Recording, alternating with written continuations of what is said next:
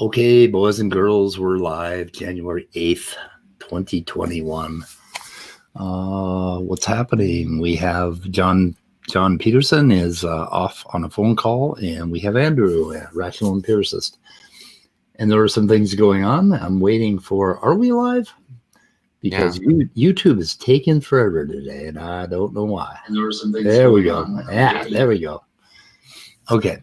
So, yeah, I don't know. We were having a little conversation about my life in the 60s, and I went to high school in the 60s and grade school in the 1950s with Eisenhower, and I was there when Kennedy got elected, and I was saying that I have seen strife in this country back in the 60s when we had the civil rights movement, but it was nowhere near as it was vicious as fuck. People got murdered, but I mean, it didn't have the same 50-50 tone that it does now. It was more like there were 10% of the people that were against civil rights. Right. It wasn't like 50% of the country was, just steamrolling against the other 50%. So it wasn't quite as big a divide. I mean, for the most part, people, everybody was shocked at what was going on in the South. And I'm telling you, they kept it a secret from us people in the North, from us kids. So, like I say, my civics book and my history book said, the Civil War, and then, it was equality for everyone. And then all of a sudden the news reports come out. And we hear these just absolutely horrifying stories about the South. And we're like, wait a minute. Are you talking about 1880 or 1860? Or are you talking about fucking 1965? I couldn't believe it. Anyway, the strife in the country is quite serious right now, and I'm not sure what the solution is to all this. It's pretty amazing. Right. I mean, I'm fighting, I'm ready to stop talking to my some people I've known and loved all my life, and some good neighbors, because now I'm pissed. I mean, I wasn't quite as pissed as I became when they went when they went into the Capitol. That was sort of I don't know. That just kind of fucking straw that broke the camel's back. I don't know. Yeah. Jimi Hendrix music. Which one? What do you want? Anyway, so Sal Cordova has been invited to this stream. I was watching his video yesterday, but before I get to that, John should be here for that one. But I stopped into Praise I Am That I Am last night. Of course, I check on these guys. That's what I do, and that's kind of what the weather report's supposed to be about, right? Right. And there was a let's see, what was the praise video? Gospel Night, Anything But Science. So that's what he had. And I walked into some stuff. Jason Ezard is back there. That's Faithful, Honest, and True. Okay. And I don't know if you know the backstory, but Jason Ezard got crazier and crazier and crazier. He started threatening me, my life, and Immutable's life. He was saying that I was part of a drug cartel, and he was going to provide evidence, and he was going to send hitmen from the cartel out to get us. And then he went off on Standing for Truth, who stood by him for, like a good year or more. And Standing for Truth would have him on every show and, listening to him about evolution. And Jason Ezard is like this crazy person from Tasmania. And then Standing for Truth, he managed to piss Standing for Truth off, so they blocked him from the channel. So Jason Ezard sent out doxing emails to everybody that he knew about Standing for Truth, doxing his information. And then later on, he sent out another email with a different name, so that I think he was trying to erase what he did. But oddly enough, last night, I went to Praise I Am That I Am, and there he is, Jason Ezard, and we're going to get some evolution stuff. I promise you, okay? Okay. But I just wanted to share some of the stuff that's going on in the community, because these are the Christians, the creationists that we all look up to, right? Right, that we all get our information from, our science from. But anyway, listen to this. I gotta put my headphones on, or I'm gonna blow the hell out of things. Let me just switch over my mic and cam. I would call it. I am so prepared today. Okay, say something. Oh, sorry, my dad's saying something in the background. He's singing? No, saying something. I think he's upset over something. Well, you should go check on him. He could have a stroke. You know how us old people are. Oh, no, he's good. Is he good? No stroke? Yeah. I could have a stroke. Sorry. I could have a stroke at any moment. Okay. What did I do with my screen? Hello, you don't know. You had when I wasn't listening. I saw it come up when I was talking on the phone, and I saw it disappear immediately after that. Well, it says remove. Okay, there's something really funky going on with StreamYard right now. So, yeah, were we live when my phone rang? No. Oh, all right. We went live right after that. So, yeah, it was like the manager from my local McDonald's. What? Well, returning your burger? Or? Well, no, because like last week I went there and I got couple breakfast sandwiches, and then by the time I got home and opened them up, there wasn't any cheese on them. So I called back, not really to complain or anything, but I was just like, hey, they didn't put the cheese on my sandwiches, and I'm not really in a, wanting to walk back. I just was hoping that because of that, you might throw me some kind of spiff or something, and so the manager, she was so pleasant and nice. And then she said, yeah, I'm going to mark you down for 2 free breakfasts. Oh, wow. Okay. But anyway, so I went there the other day and got one. Then I went back today and I ordered 2 sausage bagels and a black coffee. They forget the cheese? No. I go to the second window because, like, during that part of the day I went up there, you can't go inside. You just got to walk through the drive-thru. Oh, Christ almighty. There you go. I'm going to play something while you're gone, John. Okay, so I walked into this. Bullshit, mate. You can lose your salvation. God said, without any doubt at all, he said in the Bible, he said, you can lose it. I will remove you from my book. And you cannot go against that. You cannot go against that. You think you can, and you think you can make all these lies up about how God is not going to remove someone from their book, from his book, right? Oh, it was the book of works. It was the book of this. It was the book of that. So I don't know what was going on there exactly. I don't know. Jason Ezard actually edited the books for Standing for Truth and Raw Matt. I mean, that's how tight he was with him, right? And that's Standing for Truth fighting with Jason Ezard. But what I wanted to point out, and I haven't found the exact location yet. Maybe we'll deal with it tomorrow or on Saturday Night at the Atheist. But Jason Ezard was calling for the execution by the government of all homosexual men, of all Muslims. He was saying that all Muslims should be given 1 year to leave Australia. If he were dictator, this is what he said he would do. He would give all Muslims 1 year to move themselves. He would bulldoze all mosques. And if they didn't remove themselves, he would execute them. And he was going on about killing various people. And these are supposedly, this crowd was the real tight Bible thumping Christians, and they still are, and they're going, and then of course we have Smokey, who came into the equation and created the same kind of stuff. But this is the kind of rigidity, I think, that you find in that kind of Christian thinking.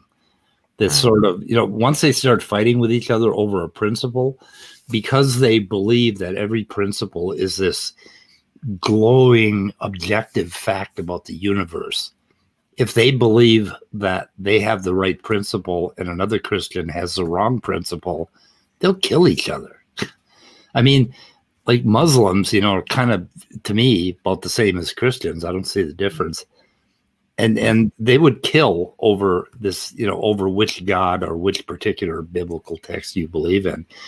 And now, and then they talk about and they talk about atheists and our immorality. And I'm just, this is just something. It is worth listening to these guys late at night, because they talk about totalitarian governments. They talk about taking over the government. They talk about taking over education. What? This is their agenda. And it is disturbing to me, that we have these kind of people running around. I mean, running around voting, driving fucking cars on my street. I could confront them in a McDonald's and end up in a gunfight over some biblical point. I don't know what's wrong with him. He is from Australia, and Ian does make the point that he's from, I think they call them Australian hillbillies or something like that. Oh my God, it is Jason, the pinnacle of human intelligence. But it isn't just him. He is probably the most glaring, ridiculous example, because I think the guy is absolutely, legitimately unhinged and batshit crazy. But he's walking around free. He's free. I mean, he's got a farm in Tasmania. I don't know. He could at any time come and kill somebody. It just blows me the hell away. And then we got this other character here. Like you have kind of the like you get fights in the scientific community. Like you can have raising words against each other, but like nothing like this. Stephen Gold with his punctuated equilibrium, and he had to fight with the other guy. I forget who that was. I think have you talked about that with but what was the difference? If we reset evolution, would it evolve the same way? They were arguing over some. Yeah. And that got about as vicious as it gets. They got mad at each other and talk to each other sternly. I think that, in my naive opinion, it would be similar but not exactly the same. Yeah, and I think the video that Sal did last night, that I invited him in to defend, had some of the same. They were talking about science. They haven't even decided. They don't even know this, and they don't know if this evolved from that, or if it was a nucleus first, or if it was the mitochondria first. And they were going on about, if they don't know, then why are they even bothering? It's like he was going on and on about all this bullshit. Wait. Say that again? Okay. They were saying that scientists, they read a paper, which I'll show a little bit of. I was kind of waiting for John to get off the phone so I could deal with Smokey and then get back. Let's deal with Smokey first. So Smokey Saint had a video last night, which he invited Leo to, and I'm hoping Leo didn't show up. But he had Will Kincaid. It was called Content Court, Law and Order, VON. And they were doing a bunch of stuff, and they were talking about the rage again and going through some stuff. And I noticed in chat that people were saying, this is supposed to be a Christian channel? What is going on? Stop this. A whole bunch of stuff in chat. And he got 20 dislikes, and he got 10 likes. Who are you watching? Fucking Smokey's thing last night. Did you see that? No, I just remember that he came in here real quick and he asked Leo, "Are you coming to the what was it called?" It was called Content Court, Law and Order, VON. Was Will there? Will was there. Yeah, they said it was Why didn't you tell me yesterday that Harry P. Ness is Will? Is he? All right. I didn't know that. You know that? No, I don't know that for sure. I was hoping I was going to find out right there. Okay, no, I don't know. I don't know who Harry P. Ness is. I was hoping you were going to be like, yeah, I didn't want to piss you off, and I was going to be, well, how did you find out? And I was going to be like, you just told me. It didn't go the way I thought it was going to go. No, I do not know. Not that anybody in the audience gives a fuck, but just real quick to put the pin in the story that I only got halfway through. But so anyway, after they screwed my order up, called up, manager's really nice to me, said I'm going to put you down for 2 meals. And then went in there the other day, got a free meal, went in there this morning, ordered a free meal, which was 2 breakfast sandwiches, which is always a meal for me, 2 sandwiches. And then when I got to the window, there was this little tiny person, blonde lady that was like, well, hey, a meal's only 1 sandwich and you're going to have to pay 4 something for the other sandwich. And I'm like, well, no. I said, Elizabeth marked me down for 2 meals. And every time I come and spend my money at your store for breakfast, I buy 2 breakfast sandwiches. That's a meal for me. And then I just found out she was so adamant about it and argued with me and like portrayed herself as the manager. Cause I said, well, can't I just come on back sometime when Elizabeth's here? And she goes, well, that won't do any good. I'll be here for the next 2 days. And I said, well, what do you mean? I go, are you her superior? And she said, yeah, I'm her superior. I'm the manager. And I'm like, okay. So then anyway, I called the corporate and, trying to, like a lot of places they'll just send you like a coupon in the mail or something like that. And I thought that's what was going to happen. But instead they called the store, had the store manager call me, which was the person that I originally spoke to. And then when I portrayed my story, she was like all nice again and like, hey, I'll make sure you get 2 sandwiches, yada, yada. And then I told her how this young girl had acted and that she said that she was her boss. And this woman's just like laughing, like, no, she's not my boss. Well, somebody's in trouble. Yeah. Well, I told, and then, she was like the second rung, and then she had me talk to the manager after she heard my story about the employee pretending to be the manager, and me and him had like a nice little talk, and I said, well, and I just want you to know, and that I don't. You said you're going to have to talk to this girl. I hope you're not like, she's not going to lose her job over this dumbass shit. And he's like, well, no, we just got to put her through a little more training or something. You're just going to whip her. Yeah. So anyway. Yeah. And what was the gist of what you had just played there? Try and catch me up a little bit, will you? Oh, Jason Ezard and SFT were fighting on Praise I Am That I Am last night. And it was funny as shit. And Jason was going, but prior to that, I popped in just before I went to sleep, and Jason Ezard was calling for the execution of all homosexuals and Muslims, and people were agreeing with him on the panel. And Praise was sitting there playing a sound effect, so he was listening to this crap. And Jason was calling for bulldozing mosques and getting rid of every Muslim in the country. And then he went off on atheists and how we do all the school shootings and all the mass shootings. And it was just, I mean, it was real hateful bullshit. And I was thinking, doesn't YouTube flag that kind of hate talk? That sort of stuff? I mean, it's so funny that you, that's, part of what you're talking about today, because just before I got your email with the link, I had been looking at, I'm going to forget his name, Simon somebody that's always in the chats. I wish, okay, it's driving. But anyway, I went and watched a video on his channel, and he had an excerpt that he had made from when Nakasuchi met up with Mr. Batman on Smokey's channel. Okay. And Mr. Batman was saying that same shit, that it was biblical. Right. It was I've seen that. Yeah, to kill gay people. Yeah. I mean, what is it with these people here? Like, I don't get it, man. Like, you got all these Christians running around that say, well, no, Christ is, he's loving, he's accepting, he's this, he's that. And in my mind, that's antithetical to what actually the Bible says. But Thankfully, that's what most Christians believe and how they act. And then you've got these nut jobs here that, like, for a Christian to, I just don't get it, man. And you're right that they let the YouTube or any social media lets that shit fly is just unbelievable.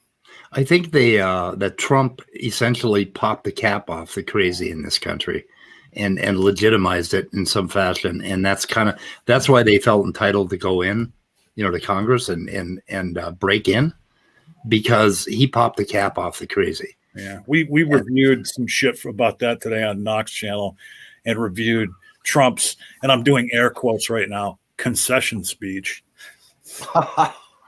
Was that the one he just did yesterday, where he was trying to? Didn't he kind of throw them people under the bus? The ones Well, that broke in at finally? one more point, yeah, he kind of threw him under the bus. But first of all, he started out by calling them protesters. No, they weren't. They were rioters. Okay, and then he did throw them under the bus with a few phrases, but then he seemed to be justifying their actions in others. He brought up the shit about it was a questionable election and shit again. So he was talking out of both sides of his mouth.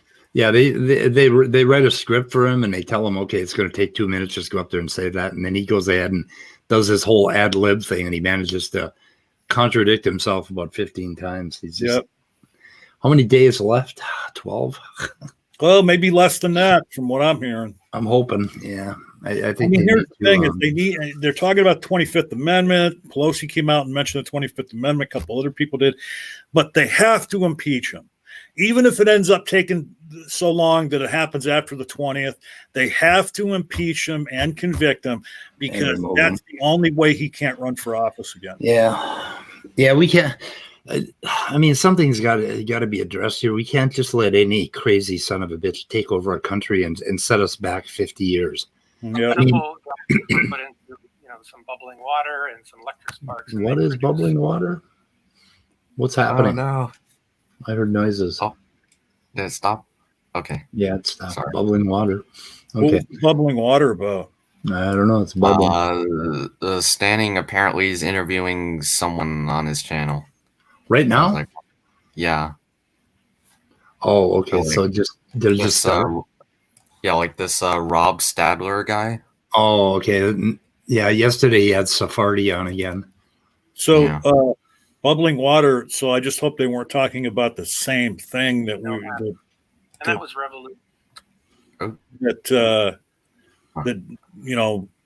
That Speed was filling me in on. They're not talking about like bubbling water to kill gay people, are they? No, they're talking about military. Yeah, they're talking about ABio. I'm gonna start calling him Leo number 2.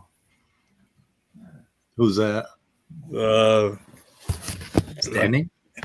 No, Andrew. Andrew, okay. Leo number 2, okay. Yeah, because he got 2 different things playing at the same time. I see. Anyway. So on Smokey's channel yesterday, I noticed there were 20 dislikes when I went over there.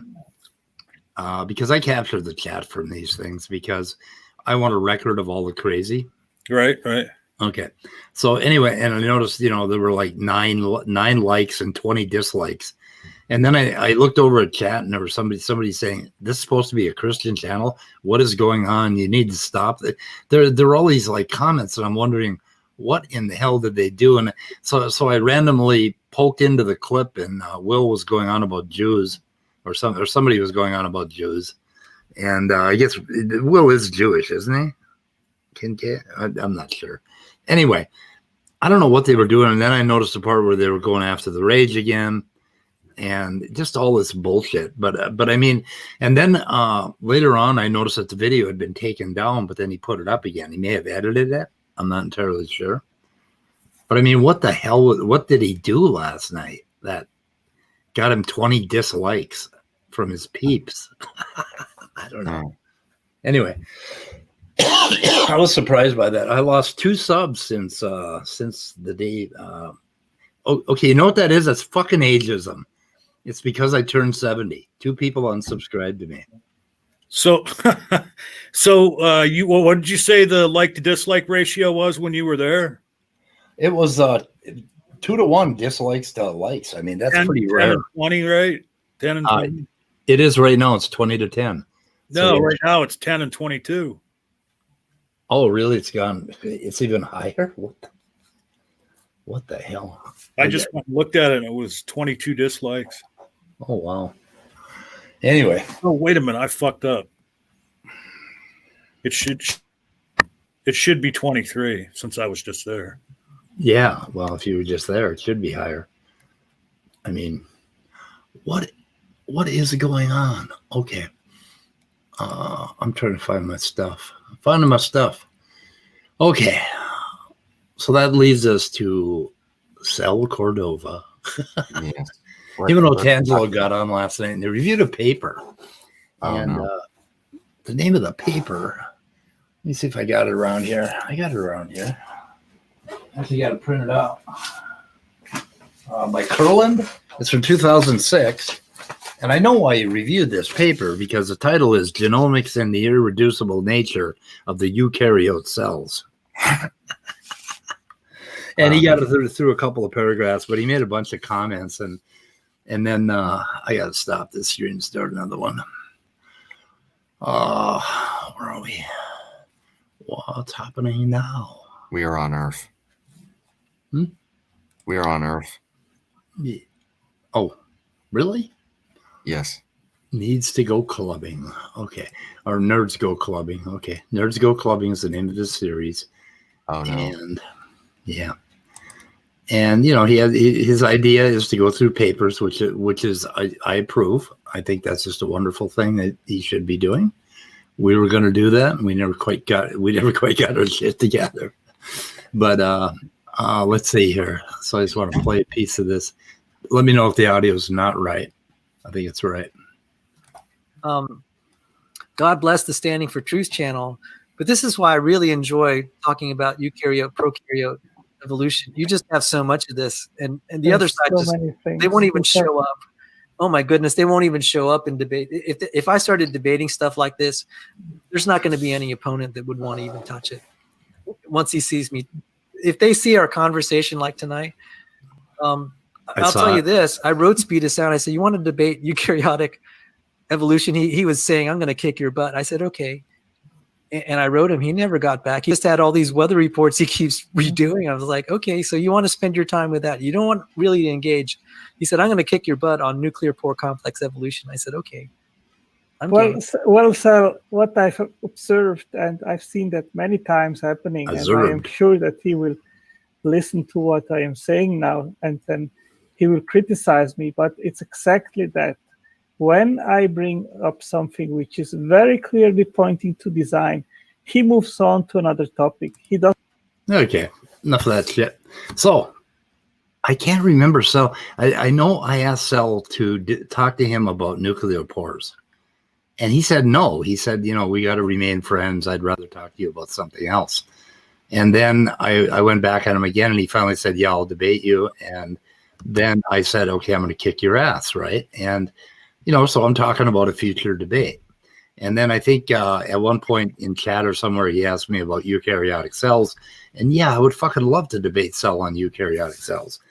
But Sal, I'm not just going to cherry pick a couple of headlines and be ready for the debate. I'm going to read the fucking papers. And there are hundreds of them to read. So hold your goddamn horses. It's going to take a little time.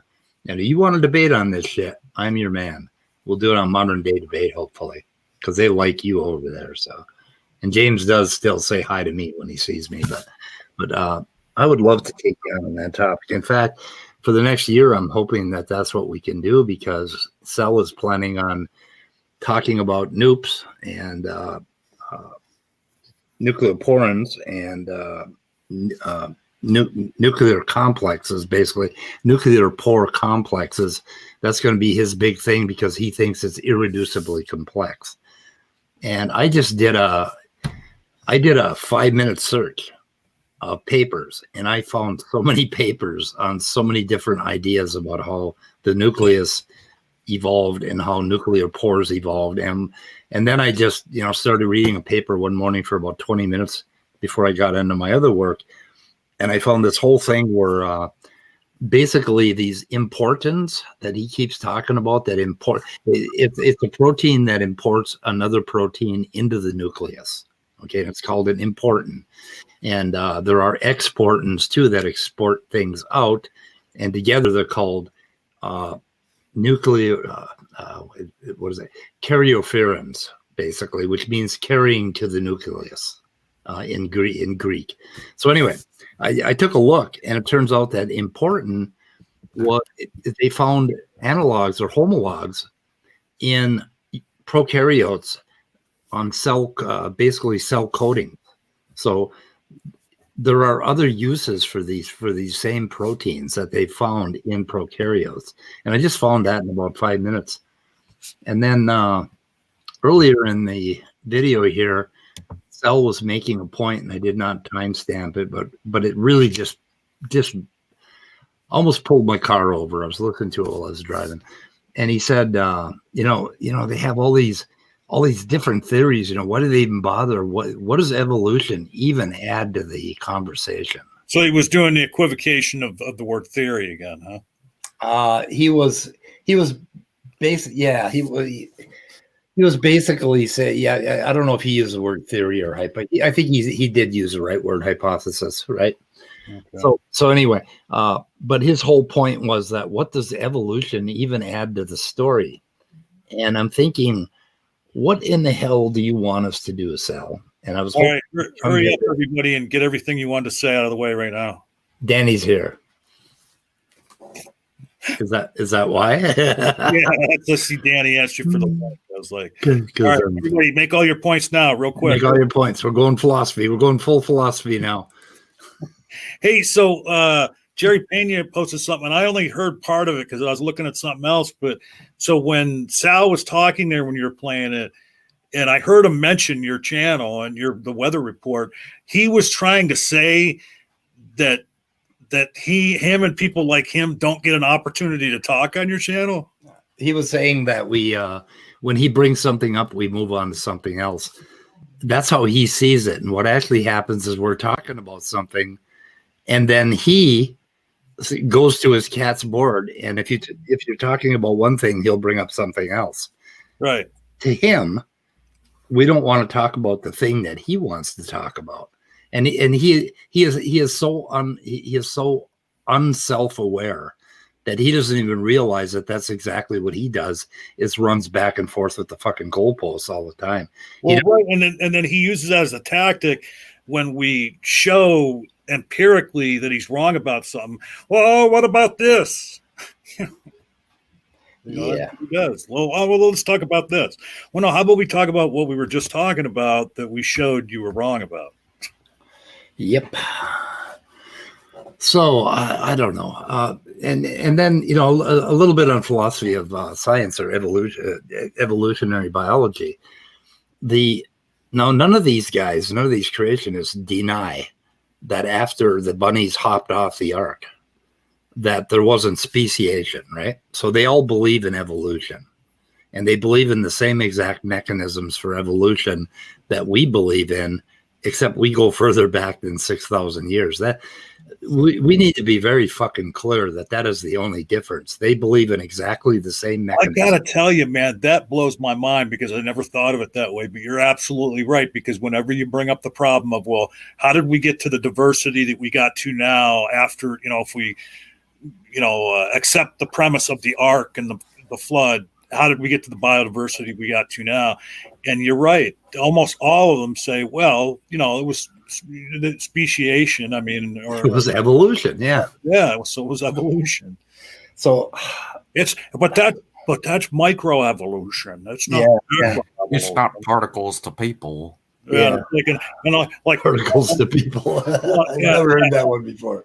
And that's, I always kill that. It's like, they don't even, and again, no expert on this at all. Only reason I know anything about it is because of folks like you. But they talk about, well, yeah, microevolution happens, but macroevolution doesn't happen. It's like they're the same fucking thing. Okay, it's like saying note paper exists, but notebooks don't exist. Yeah. Right. Like, what the fuck? Right. Well, like you got to point out to them, like, and I've tried pointing this out to them, like, you're the ones that are making the claim that this won't carry on for macroevolution. You need to show the limits of microevolution, if you want to call it that, and where it stops, basically, and they can't ever do that because no such freaking limit exists. Whenever you try and talk about deep time, I think that like breaks part of their brain, because the fact of the matter is that scientists have witnessed macroevolution in real time because they've done experiments with very short-lived organisms that have gone through, a series of micro evolutionary changes that if it were in a different species, it would have been, you would have considered it a macro evolution. I mean, it's really the same thing. It's confusing to them because they think that microevolution and macroevolution are like two different processes. That's just Right. not. Yeah, then it's not. Hey, Random Evo Times is here. He has a remarkable channel. Anyway, the thing is that what Sal was saying, what is evolution? They should just drop the evolution narrative entirely and not talk about evolution in biology. That's what they want because it so threatens them. But the problem with that is that is biology. They're one and the same thing. When we're studying what happens to your somatic cell line after you are an embryo and as you grow and as you age, all of human disease is a result of the very same mechanisms that are involved in evolution. And so we're not studying anything different. They like to call it, they like to separate it out, but it's not separate. It's the same thing. You get cancer because of evolution, because your somatic cells evolve. They change. And they evolve with natural selection, and that's why cancer takes over. Because cancer happens to be a cell type that is like it's like a Superman cell. It just takes over and it kills you, and of course, hence kills itself, which is pretty stupid. But it'd be like Krypton or like Superman having his own supply of Krypton or kryptonite. See, that's why except for kids, sometimes end up dying because of the stupidity. That's why I have the most respect for the Christian crazies who completely eschew science and won't even like as much as take an antibiotic if they have a hangnail, because that goes against God. Or who is it? The Jehovah's Witness won't like do blood transfusions and stuff like that. But I have a little more respect for them just because they're putting their money where their mouth is. I mean, I've often thought to myself, why does any Christian even as much as buy Band-Aids? Did I say there was no difference? I said there's no difference between what happens in the cells and evolution. It's the same mechanisms are responsible at all levels. Yeah. So that's what I meant. But so why would Christians even buy Band-Aids? I know. Yeah, I mean, God provides. God is going to help them. I mean, like somebody gets like ass cancer or something, and they go through like 8 months of treatment, chemo, radiation. They get operated on, and they come out, and their cancer goes into remission. Oh, thank God! Fuck them doctors. Thank God. I'm trying to find something in my transcript. Man, every time I say something that I think you'll find funny, Speed, you're always looking at something else. You son of a bitch. Oh, fuck. Did I do that to you again, John? Yeah. I'm sorry. That's okay. You're 70. I forgive you. Oh, can I just point out something that creationists always get wrong, but they feel like it's a good argument? Almost the entirety, not all of it, but almost the entirety of creationism or intelligent design is based on poking quote unquote holes in evolution. But just because you poke a hole in one observation or one hypothesis that is a part of evolution doesn't diminish the theory, because and I think this is what some people don't understand is the fact that theories are different than hypotheses in terms of the scope of observations they explain. Like theories, I like to think of theories as this really big idea that almost no one disagrees with, and explains a bunch of different disparate observations. So it's a broader scope than a hypothesis, which just explains a couple experiments or Like so theories are built on hypotheses, and hypotheses are built on experiments. Yeah. So just because you debunk one experiment doesn't mean you debunk the theory. That doesn't follow. Well, and we've talked about that very thing on Speed Show before, because it's basically what they do is they do, equivocate theory all the time, but also we've many people in here have said before that they're like the flat earthers, in that they don't have their own model, and all they do is they try and poke holes in the other model.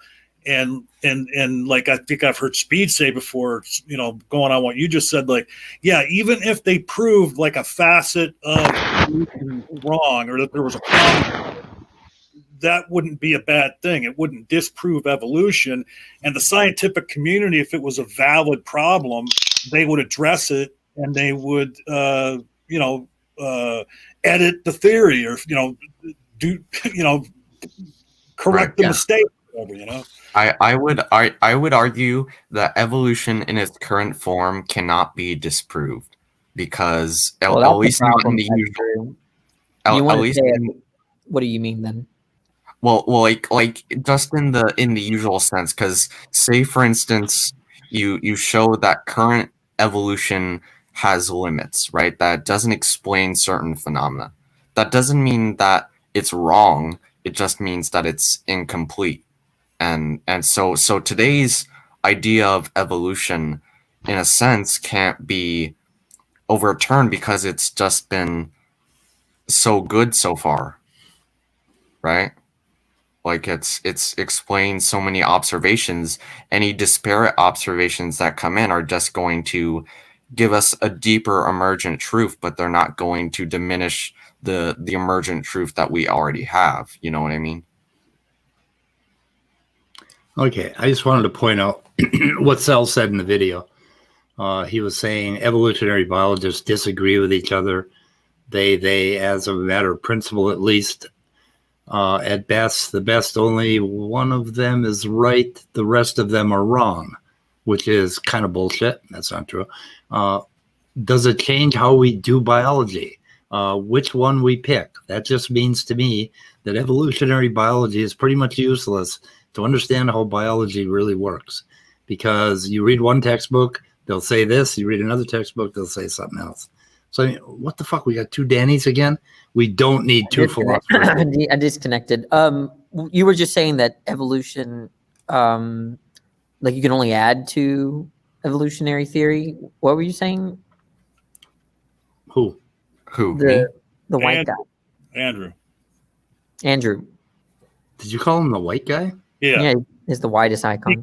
Speaking of that car. Okay, that's good. All right, go. By the go way, ahead. I miss your old icon, Speed. I hate this icon that you have. Oh, that's Insane Clown Posse. That sounded like a vote to keep it to me. Insane Clown Posse. Do you like it, John? I love Insane Clown Posse. I don't dislike it. I mean, I don't know. It's horrible. At least it's not a tree with two branches. I like your old man one. This is Insane Clown Posse. I don't know if you know this or not, but is this Boomer Hour? Huh? Is this going to be a Boomer Hour now? Is this go way back in the day? Do you know what Insane Clown Posse is? I have no idea what that is. It's a band. It's a pretty They're still a functioning band, I believe. Yeah. When were they most popular? Doesn't say much since most popular probably in the 90s, late 90s. Okay, not quite Boomer Hour, but close. Well, I mean, there's bands from the 60s that are still going. Yeah. Anyway, what were you saying? What were you saying? Danny. Yeah. On your Boomer Hour comment, fuck you. Well, no, and he was picking on your avatar, and he missed what I said. I said at least Speed's avatar isn't like a tree with two branches. Right. I have more than two branches. And a couple of sparkles around it, like some fucking kind of fairy. Is it like the Christmas tree from Charlie Brown? It's the white tree of Gondor in Lord of the Rings. Ooh. Yeah. What did I wanted to know what he meant by his other comment about evolution and its falsifiability or something. Right. Dude, Andrew? Wait, Yeah. did you hear what I was saying before? Did you I disconnect? disconnected. Oh no, I just heard. I kind of was doing something, and then I heard evolution can't be disproven, and I just wondered what you meant by that. Oh, okay. Strictly false. Okay. So just to reiterate, if what I was saying basically, well, I'm gonna make an analogy using a different scientific theory. So say you have Newton's theory. We've shown that it's wrong, quote unquote, but we haven't really shown that it's wrong because it works so well for so many different observations. In the same way, evolution may be shown to be wrong, quote unquote, but the process of science improves theories and builds upon them, which means that no matter how different how different evolutionary theory becomes in the future, the current evolutionary theory is still going to be as predictive and complete in a sense as it always will. It'll always work on what it works on today. It's robust. I mean, it's the same as saying that the theory of chemistry is going to be overturned. Right. I mean, it's just not going to happen. What's going to be overturned, hopefully, is a misunderstanding of what it means, what the theory of evolution actually means. Right. Well, I think a better example is like like Newtonian gravity. Like when it was first proposed, it worked really well in explaining like most orbits of the planets. But some planets, like for example Mercury specifically, it couldn't really explain the precession of that orbit. But it still worked well in most cases. So it was like, well, this is the best model we have so far. It may not be perfect, but we don't have a better model as of yet, so we will keep it until a better model is proposed, or if we can improve it. And then, of course, relativity came around, and then that's a good way of putting it. That's kind of what I meant. Yeah. So until we have a better model or an improved model, we are still keeping the current model that we have. Okay, I think I have a better grasp of what you're trying to say. Yeah. There's this misunderstanding about what evolution says, basically. Like this time, okay, there was like Darwinism, okay, which was never actually a fucking thing. I don't think so. Maybe I don't know. Maybe they called that in 1900, and then we had New Darwinism, and then we had I forget what. There's another one in between, and now we're talking about the extended synthesis. Like first was like old Darwinism, and then it was like combined with Mendelian genetics to the modern synthesis, which is not modern anymore. Modern synthesis, and now it's like the extended synthesis. And we're, the theory is changing, but the tenets, some of the basic pillars are still there, just like they are with Newtonian mechanics. It's like an accretion model. Like you have like a center that is the old, like the natural selection and Mendelian genetics and mutation, and you have like another circle drawn around it, and then you have all the mechanisms that are still being added continuously. Do you think it would really change evolutionary theory if one of the mechanisms, let's say natural selection, is like problematic? No. Problematic. Why would it be problematic? I don't. That's not the point. That may not be problematic, but if it is, there wouldn't be a problem for evolution under y'all's view, right? No, it's just molecular biology, basically. I mean, well, if candy bars had 0 calories, I wouldn't weigh 270 pounds. I mean, if I may make another analogy, Danny, I keep going back to Newtonian gravity because it's just simple to understand. But like, if we didn't understand the mathematics of how apples fall, would that necessarily disprove the idea that apples still fall? No. Yeah. Right. So kind of the same thing with evolution. Just because the theory or the mechanisms of evolution might be still being worked out doesn't mean the observations of evolution are discredited. The descriptive facts, the non-explanatory facts. Like What do you mean? An apple fell down a tree. That's not explanatory, right? Right. Yeah, just the pure observations, I guess. The data. So, like the fact that we observe antibiotic resistant bacteria seems to affirm some kind of change with respect to a species and multiple, subsequent generations. Yes, exactly. Kind of right. Yeah, and if we were wrong about all the mechanisms, let's say natural selection, we had to throw that away, and we had to throw away our concept of mutation because of XYZ reasons. It still seems indisputable that we got from, vulnerable bacteria to resistant bacteria. That's kind of what you're saying. And that's what every single creationist almost ever gets wrong about science. Yeah, I don't think they would. I mean, yeah, maybe they do. Would they disagree about going back to Speed's point, like they agree that there's speciation or there's change, right? Right.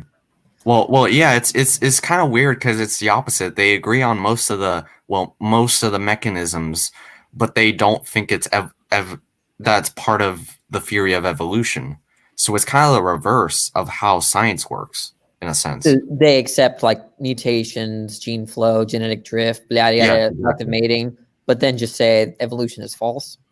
Right. They're saying that these things happen. Well, the thing is, evolution is politically incorrect to them. That's the thing. Like the word itself. But going back to Speed's point, isn't evolution, in terms of its meaning, like kind of there's a lot of people mean different things, right? So if I were to go to a young Earth creationist, what evolution means to them is something like, humans originated from prior, apes. From apes, yeah. Right. That's what it's going to mean to them, right? And so that's not what biologists are tracking. That's a consequence of the whole thing, of the whole concept, right? But it's not like we don't want to define evolution in terms of particular examples. And that's what I think one of the biggest mistakes are, right? That we don't define evolution in terms of, dinosaurs or birds emerging from reptiles or dinosaurs. We don't define it that way. But when people think of evolution, they define it in terms of like certain paradigms or, not paradigms. And this is a common problem. Like when I had an experience with or at least let's see here. Like when they ask like for an example, and you give an example, and they say, "Oh, you are just equivocating things, like small scale to large scale, like that, right?" Yeah, I think that this is a huge problem in these sorts of debates. But I think that they're not using the language maybe appropriately, but I think we all know what they mean when they say that I don't accept evolution. They're saying like, I don't think that, we came from apes or something. It's like when they complain like, oh, they give examples like butterflies evolution or bacterial evolution in a lab, and then they will say like, oh, they are just equivocating that with like humans from apes. They say that? They say that's not like you're equivocating.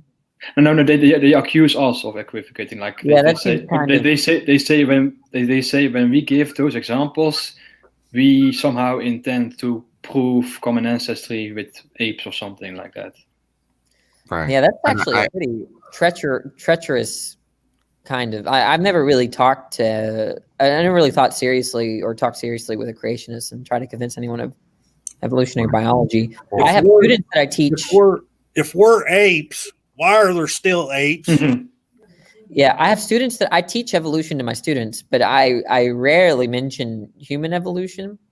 I just talk about the mechanisms. I go through like simulators and stuff like that. Mm-hmm. But I don't really talk about human evolution because it's so introductory. I feel like they'll do that later. But sometimes they ask, and then. Yeah, well, just to, I think that was kind of a good point that you mentioned earlier, Danny. I think you're right that a theory in science is probably best is best described using the observations and the explanations it connects, not necessarily pure definitions of this is what the theory says. Sorry, did I misinterpret what you were saying? Well, we want to say theories are explanatory, right? So evolution explains why I have these chromosomes, these genes, right? Speed is gone. Oh, do we not say that? Speed's gone. Right. It's weird because like there's the mechanisms of evolution, and then in the language we talk about evolution as a mechanism in itself. So that's kind of like tricky, right? Mm. Because if we just, I mean, there's like the very simplistic understanding, like change over time, and then we don't want to say it's any kind of change. It's some kind of change with respect to alleles and across generations. And if that's true, so if there's like changes across different... Well, no, as far as the mechanism goes, what you just said in the middle of that statement is the only mechanism. I would say like it's a real change over time, or at least I would say I don't think it's a mechanism, right? No, I don't think so. It's a phenomenon. Yeah, like it's kind of like the same problem. Like if evolution, let's say I think there are like 5 or 6 mechanisms of evolution off the top of my head, right? Mm-hmm. Let's say all of there are a lot more. Well, 5 or 6 common, there's genetic, I don't know, it doesn't matter. Like let's take all the mechanisms that we claim to know. If I may interject, sorry, real quick. Speed just texted me. His computer died, so he'll be, I guess, trying to come back online in a sec. Okay. Just to let you guys know. Yeah, but like, so y'all heard? Have you heard of? You're familiar with the story of Alfred Wegener, like that? Yes. The Platodontics. Yes. Everyone rejected his continental drift on account that he couldn't provide a mechanism. Yes, exactly. Precisely. And I feel like continental drift is to evolution as like natural. He proposed the mechanism that the continents just plowed over the oceanic crust, but that is of course unrealistic, and that's. I didn't know that. Okay. Yeah, but I just see it as analogous, right? That continental drift, like we're seeing. I think. Wait, did he show that the continents were indeed moving, or was he just using the like puzzle piece, kind of puzzle piecing continents together? I don't know. And I do not know. Like maybe I don't think they had the capability of measuring the movement of the continents. Yeah, he was appealing to fossils and stuff. Right? He used, of course, the matching, the coastal lines with like South America. This is almost like a perfect analogy, because I think that you're right. That well, let's just pretend that you're right. I think you are, though. But when Alfred Wegener couldn't measure the rate at which the continents were moving, but he saw all the things that might have all the predictions that kind of truth might have had, like the fossils and the puzzle piece kind of.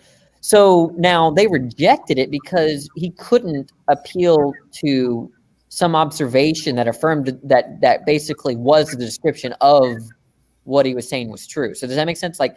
Whereas evolution is not like that, right? Evolution, you can actually see the changes in allelic frequencies, right? That you couldn't see the continents drifting, right? So if it's the case that you were to show that the continents were drifting, if you wanted to substantiate that claim way back then without showing that they're moving, then I think you would need a mechanism, right? But in the case of evolution, this is kind of what you were saying, I think, Rash, I don't know, Andrew, that we can see, unlike continental drift with that early 1800s, I don't know. I thought it was 1900s. I don't know either, so. Yeah. Sorry, can you guys talk for a sec? I got text Speed real quick. Oh. Okay. Yeah, but like the point is that they didn't see the movement, so they needed the mechanisms, right? But in the case of evolution, you can observe the changes, right? And then it's also the case that we couldn't observe the changes back then. Like it was really difficult to see. Of course, except for like breeding dogs and pigeons. That's true of continental drift too, right? Yeah. Yeah, I mean, and it's funny that because your analogy is spot on, but as I can't see the names right now. So, but as the other gentleman just pointed out, somebody in the private chat says let me in. Of course, Speed is not here yet, so we cannot let him in. Yeah, but yeah, it's also analogous in the way he put it, because that's what creationists are doing. Is, well, we don't see the evolution, because it's happening over such a time period. Same thing as with the continental drift. Like, somehow he intuitively knew, and he came to that conclusion, because of things that were not that were predicted by the notion, right? Like if continents were drifting, you would expect to see similar fossils across shorelines, and right, like stuff like that, instead of actually seeing the movement. Right, the movement. And then we just were alluding to that earlier when, Speed brought up that, or maybe it was Andrew, that, they believe, it was Speed, that they believe in evolution because they accept the speciation that supposedly happened after the ark, went aground. But they not buying the deep time evolution because, they can't see it, actually, oh my gosh, this is such a perfect analogy, because so there's a point at which, none of the creationists probably accepted any kind of notion of evolution. There was probably a point in history, right? Not even like on the micro scale, probably. I'm not so sure. Yeah. Oh, yeah, they were like, I don't know, how do you call it? Like idealists, like every form has an ideal form, and it always stays like that. Like, I don't know. I don't know. But the point is that you can imagine some ridiculous level of denial, understanding what we know and what we observe today. But then now a lot of them are embracing some form of evolution, like Speed was saying. And that's, to me, taking the continental drift example, that's like denying the movement and then us measuring the movement and then showing the results. And then, so there's movement now. But in the past, right, there wasn't this kind of movement. Yeah. Right. Yeah, that's exactly what I'm saying. Yeah. Oh, that's so perfect. Yeah, what they could do is something like, okay, there was this kind of movement in the past, but not at the so let's say there was I think they would just talk about, so I guess the analogy here, considering macro versus micro, would be just the rate at which there's drift or something like that. That's where the analogy breaks down, in my opinion, because there is some debate about the distinction between the two. Like of course, not as like creationists define it, like they define it as like kinds, but as scientists do, then there is a considerable distinction, because there are different processes that apply at different scales. Well, if I was a creationist, I would just use the continental drift example. I would be like, look, yes, given our current observations, it seems like naturalistically would expect this kind of drift. There's evidence to show that this drift has been occurring for millions of years. But then I would have to pull the sort of like, well, God created the earth in a way where it just seems like it's existed for a long time or something. But they don't ever like that route. That's like a desperate move, isn't it? Yeah. Yes, it's desperate. They want to pretend reasoning without substantiation. They want to pretend that they're doing real science, and so they So they have a new narrative, and it's been developing in the last 20 years, and they want to basically make it look like they're the real scientists. And so they can't invoke miracles. Yeah, that's true. So if they give that kind of explanation, they can't claim to be doing science anymore, right? So I don't really have a particular issue if they're saying, "Look, I know this is not scientific. I'm operating on the basis of my faith that God,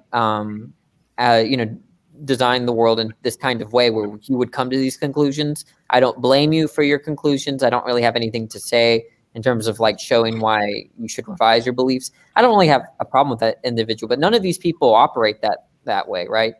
They're making a claim that like there's something wrong with the whole set of explanations that evolutionary biologists are giving, and that what they're doing is somehow on the same kind of footing as what biologists Hey, real quick, can I jump in since Danny took a breath? Look, I'm just fucking with him. But first of all, Tangelo's here. First thing he does is post something. Not sure what it is. Yeah, it's that Stairway to Life by Rob Stadler. It's a bullshit book that he and this biochemist wrote. So wait a minute. It's okay, but I have to address something else real quick because I'm kind of flabbergasted that I saw this. Stephanie Tretton posted that Antarctica is covered in over a mile of H2O, so it's possible. And I read that, and I'm like, she can't be talking about like justifying the flood could have happened. And the next thing she posted was brain bug. It's possible for H2O to cover the Earth. No, it's not. Not in its present state.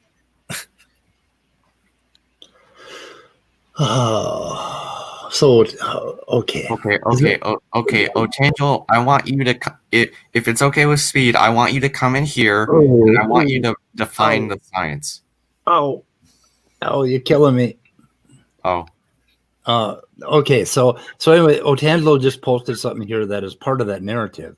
The narrative is that they are so brilliant. They are so much smarter than all of us. Otangelo thinks he's smarter than every one of us here. Right. And he sees the truth. And then when you press them on, they'll say, "Oh no, I don't think I'm smarter. It's just that I'm not biased." And then when you point out that he gets his source material from Genesis, somehow he doesn't see that as bias. So you see what's going on here. That is the narrative that they're imposing on us. Well, right, and with specifically with Otangelo too. How many times? I mean, and I haven't even been around that long, as far as talking to Speed, and even in the short time I've known Speed, there's been several times that Otangelo was shown to be dead ass wrong. And what's the first thing he does? He leaves. He never, when challenged on something he's wrong about, he either tries to change the subject, or if people are adamant about him, addressing what he's wrong about, he leaves the broadcast. I have a question, and I'm not moralizing. I have a genuine question, right? Do y'all think that y'all abuse Otangelo? And if you think that do you think that if to say no is to say that all the ridicule is deserved, right? I'm not moralizing. I'm not saying. No, I definitely abuse. I admit it. It's what I do. It's my job. Do you think he deserves it? It's my job. He doesn't deserve. He doesn't deserve it in the human being he is, but he deserves it from the standpoint of what Speed was talking a few moments ago. Interlocuting about these things. Because he thinks that he's smarter than everybody, and that he thinks he knows more than professionals in the field. And he's been shown many times to be dead ass wrong about his claims. What do you understand about biochemistry, John? You have confessed that you have no clue, and you think you have the capacity to judge what I think. How about me? Well, about you, Pete, we know each other for several months, right? I'm not talking about how you interact with me, though. I'm talking about how you interact with the people that I admittedly know more about it than I do. People that I know are right about it, and you know they are right. How if you are unable to judge what they propose? Okay, Otangelo, now that I got you on here, last night you and Sal were talking, and you guys were saying that, what good is the evolution dialogue? What good is the evolution narrative in biology? What would you have us do? I think evolution is a fact, but we have to define up to what point. There is the dispute between you guys and us. And it starts at 6,000 years, right? Why do you guys always come up with that? Okay, no, because that you're a young Earth creationist. That's pretty fair. I mean, do you believe the Earth is 4.5 billion years old? Mike, I think this is not the important point. You think start you're not with answering my evolution. question. Yeah, why are you answering? Well, you know that I am young Earth. You know that I am a young Earth creationist. So why are you asking? Okay, again? so you believe in 6,000 years. So that is the point that we have the disagreement about, right? Okay, you are in your right speed, and I respect that. I have no problem with you holding a different view, and I think. Okay, but why don't you just outright admitting? Why don't you just say that the point is 6,000 years? That's what we disagree on. Why are you? I don't think it's just the age of the Earth speed. There is an entire worldview which we disagree with. I mean, the contrast is between. Well, that's philosophy. That's not science. Right. Well, I think it's not just about science. It's about worldview. Here's the thing that I think Speed's trying to point out: that when it comes to evolution and science, the two of you's views are so disparate that is the linchpin of it. The fact that you believe the Earth is only 6,000 years old, that is the linchpin of your disagreements. And he won't even say it out loud. He won't even say it out loud. I mean, what is that? Why can't we pin you down on your theory like you try to pin us down on ours? Why is it so unfair for me to say that you believe the Earth is 6,000 years old, and that's where we disagree? You guys know it, and I don't know why you bring it up frequently. Well, I don't know why you won't say it out loud. You know it already, so why are you asking again? You might be embarrassed by it. Won't say it. He's embarrassed by it, I think. No, absolutely not. If I would be embarrassed, I would. If I would be embarrassed, Pete, then I would simply continue to say that I'm agnostic on the issue. But I moved from old Earth creationism to being an agnostic for a couple of years, and now I am tending to believe that the Earth is young, and I've never hidden this. So you believe the Earth is 6,000 years old? Say that. Say that statement. Yes, I believe that. I believe the Earth is about. I believe the Earth is about 6,000. He affirmed it like clearly, right? He's affirmed it. He said it. Okay. So that is the point where we disagree. Evolution. You believe in all of evolution from 6,000 years ago to now. So you believe in all of that. I believe in speciation up to a certain point. I do not believe. Tell me what that point is. I do not believe in common ancestry. That is actually something that we have talked about yesterday with Saul. Wait a minute. What's going on the point?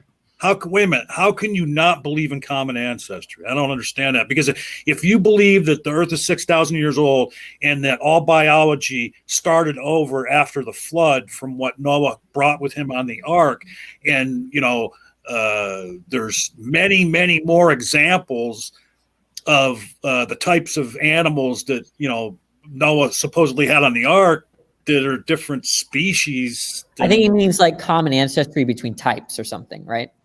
Okay, so you believe in common ancestry. There is common ancestry in a limited way, like all dogs they descend from wolves. Okay, Otangelo, you believe in common ancestry among the cat kind, right? Yes. Okay. So what is this limit you're talking about? What is the limit between a cat? I don't know what the cat looked like that hopped off the ark. Probably like a little house cat. And then he speciated into tigers and lions and not bears, panthers, all of that stuff. So you believe in that common ancestor, right? Right. Correct? And I would also add on top of that, what's the limit to variation of form according to common ancestry? What is the limit? I'm trying to figure out what the limit is between, like, I could imagine a cat morphing into a dog, because they're all that different. So what are the limits there in some? Well, I mean, of course, that's ridiculous, but I mean, they are not that far apart, cats and dogs. I mean, and the other thing is too, real quick, is how can he say that there's any limits to evolution really when he believes in a being that is limitless and can do anything? I think what's meant here, do y'all want to, I think I have a charitable response. I mean, if you can steel man Otangelo, that would be very helpful. Yes. Well, we know that speciation can happen very rapidly in a few generations. This is proven. And I mean, I am not educated in say, I have not studied phylogeny, this kind of stuff. So I'm not the right person to talk about this. But I believe that in regards of common ancestry, I've put a link in the chat and also in the private chat. You guys can look it up. Changelo, tell me if this is what your view might be. Something like this, okay? That when God created animals and plants and all these other things, right? That the initial pairs or whatever sets that he created would establish the kinds, right? Okay. So the idea is that whatever those kinds are, obviously nothing prior, there was no kind of genetic lineage between each of those kinds, right? Something like that, right? Now, I don't think you're going to have access to what might be those kinds, number one. And number two, like God's criteria for like differentiating each kind, right? Because ultimately that criteria will be. I mean, even zoologists. Angelo, hold on. Yeah. Okay, Danny, there's a problem with that. Yeah. Okay, so you're talking about as they jumped off the ark, that's where the kinds were separated. No, before in the 7 days of creation. Oh, okay. In the 7 days of creation, so God created these kinds. But the problem is that they go further back than that, because when we show them common genes between the cats and dogs, they will say that is by design. So there is common ancestry in God's design, the way God designed things. Do you understand? But we want to distinguish like in the same way that we would distinguish homologous and analogous structures, right? I think they would make a similar differentiation, that there's similarity maybe with respect to genes and traits across different kinds when God created initially, but those will all be like sort of analogous rather than homologous. But they aren't analogous. They're homologous. I mean, the ears on like a dog and a cat have a lot of similarities.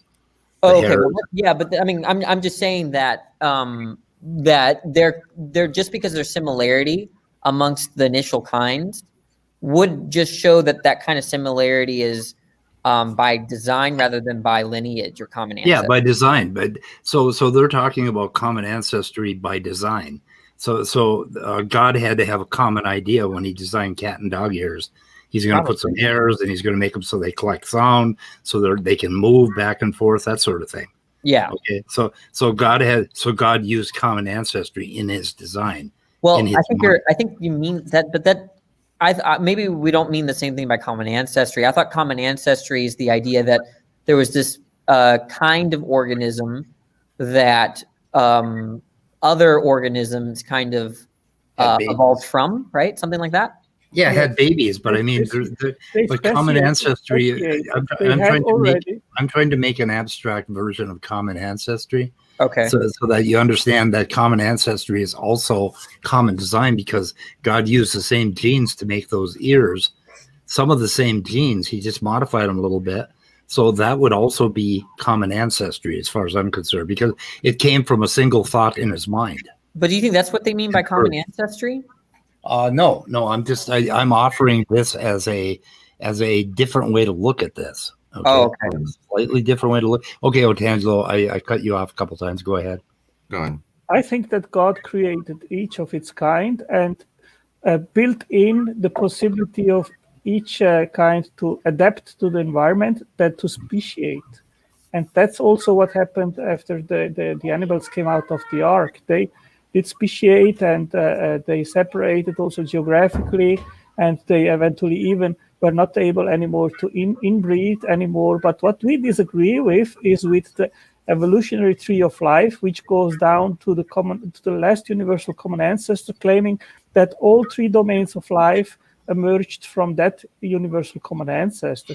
And this is something which the evidence doesn't show, because there are several differences. But it does. Do koalas come from the bear kind? Angelo. Well, I have put a link. I mean, I don't think in a live chat we have enough time. If you guys want, I can read each point why that eukaryotes are not. What about what I just asked you? Did koalas come from the bear kind? Well, as I said, I am not I have not studied. He just doesn't know. He doesn't know. know. Otangelo on us. All right. I have turns on that question. What turns on that? Wow.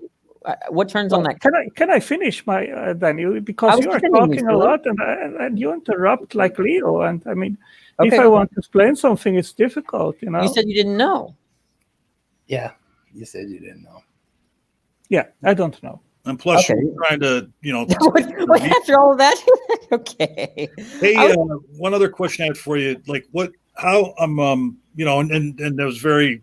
Thank you so much for, finally admitting what Speed trying to get you to admit about the young Earth creation. But like, what is your argument against all the empirical evidence that shows the age of Earth? I mean, you just rule all that out? Well, I can give you the links. You can look it up, what I have studied in regards of this. I do not trust the dating methods in regards of geology. I think there are explanations in regards of the starlight problem. These are the two things which are mainly sustaining an old Earth. And I'm not convinced that these methods of to come to these conclusions are trustable. What is the starlight problem? Because I think I have an idea of what it means, but I want to hear what do you think about it, Otangelo? Well, I've studied this a few years ago. I have it recorded at my library. I can put you the link. But if you ask me, then I don't have this information in my head to say, oh, it's this and that, Sure. A lot of information falls out of my head. I can answer Andrew's question if he's curious. Sure, go ahead. The distant starlight problem is not really much of a problem. It's do you know Jason Lyle, the PhD astrophysicist who's also a creationist? Yes. Yeah. White hole. Their whole thing is to try to. So it's like, well, how is the Earth 6,000 years old when we can see light from billions of light years away? And so the logic goes that, well, if we can see light from this far away and we know that light takes a defined speed to get here, obviously the Earth has had to be here for a certain amount of time, and not just the Earth, but the whole universe. But they say, well, since we can't measure how fast light moves in just from a point A to a point B, we have to measure it from point A, point B, back to point A. From that one-way direction, it could be moving at any speed, and then whatever speed it's moving back to point A at would be what we measure as the speed of light. So they argue that light gets here instantaneously, but that light reflecting, so to speak, off the Earth going back to the source, it's traveling at the speed of light. But that doesn't really work either. You just broke physics. Does light, the speed of light, is that constant? Yes. Yeah. As far as we can tell. Yes. That's a better answer. It forms like one of the basics in like physics. Like if you change the speed of light, like you fuck up quantum mechanics. Or all of relativity goes out the window. Quantum mechanics goes out the window. Electromagnetism wouldn't work. So, Leo, I'm sorry, just real quick, Leo, you brought up a very good point too that kind of clarifies things. Otangelo and the people that think like him aren't just saying the Earth is 6,000 years old. They're saying that the whole universe isn't more than 6,000. Right. Does the speed of light, so it would also remain constant when it's being pulled by a black hole? Yes. Oh, okay, interesting. So what happens when a black hole is the speed that the photon is traveling at doesn't change. The frequency of that photon changes. So instead of it slowing down as it climbs out of the gravitational well, the wavelength, it still travels at the same speed, but the wavelength drops. And this is one of the reasons that we know that conservation of momentum is actually violated by general relativity. In more math terms, the time translation symmetry doesn't apply. And this is one of the reasons why when everybody says, well, the laws of physics, they're fixed, they can't ever change. Yes, they can. We've changed them. We've watched them change. We call them laws because they're generally consistent in most instances. But we do know that many laws of physics can be violated, are violated, can be bent, warped, twisted, and stretched to make all sorts of weird effects. Quantum mechanics. So Leo, if I may clarify something, does what what you just said also apply to the supposed problem, quote unquote, of conservation of energy at the Big Bang, assuming that we take the simplistic models of the Big Bang? I believe so, but I'm not certain about that. The thing with the earliest moments of our universe, since we don't have a physical description of it, we really can't comment on what laws were present. A lot of them probably were quite different because the energy levels are such that we've never observed them. We've never observed energy levels that high. We don't know how physics works, how we can describe what is going on in reality when we're dealing with energy levels that high. We just don't know. When things become hotter than hot. Right. Yeah, well, hot is sort of a hard term to use because like temperature wouldn't really, but simplistically speaking, yeah, things get hotter than hot could ever be defined. Right. Well, like in classical general relativity, at least, conservation that we're used to doesn't really apply, you're saying? Yeah. More universally it does. So I'm trying to figure out how to word this because the energy is still conserved within space-time, but the system that's in space-time, it's not. That energy can be shared. It can go into space-time, and the energy from space-time can go into the object. Well, that do virtual particles, at least violate at a very, very, very small scale the conservation of energy? Not really. They violate the uncertainty principle. Oh, right. Wait, say that again, Leo? They violate the uncertainty principle. Virtual particles? I think... well, vacuum field fluctuations do. I think Otangelo got bored about this subject. I don't know. Oh, Tangelo left. Damn it. Or maybe internet brain fell out. I don't know. Where did Tangelo go? Yeah, I wanted to ask him because he was talking about how all these fields were wrong, and then John asked him a question, and then he said, well, he didn't know, and I was going to ask him, well, if you don't know, then how do you know that it's wrong? Right. Parroting what other people have told you. Right, so I'm talking about what you don't know.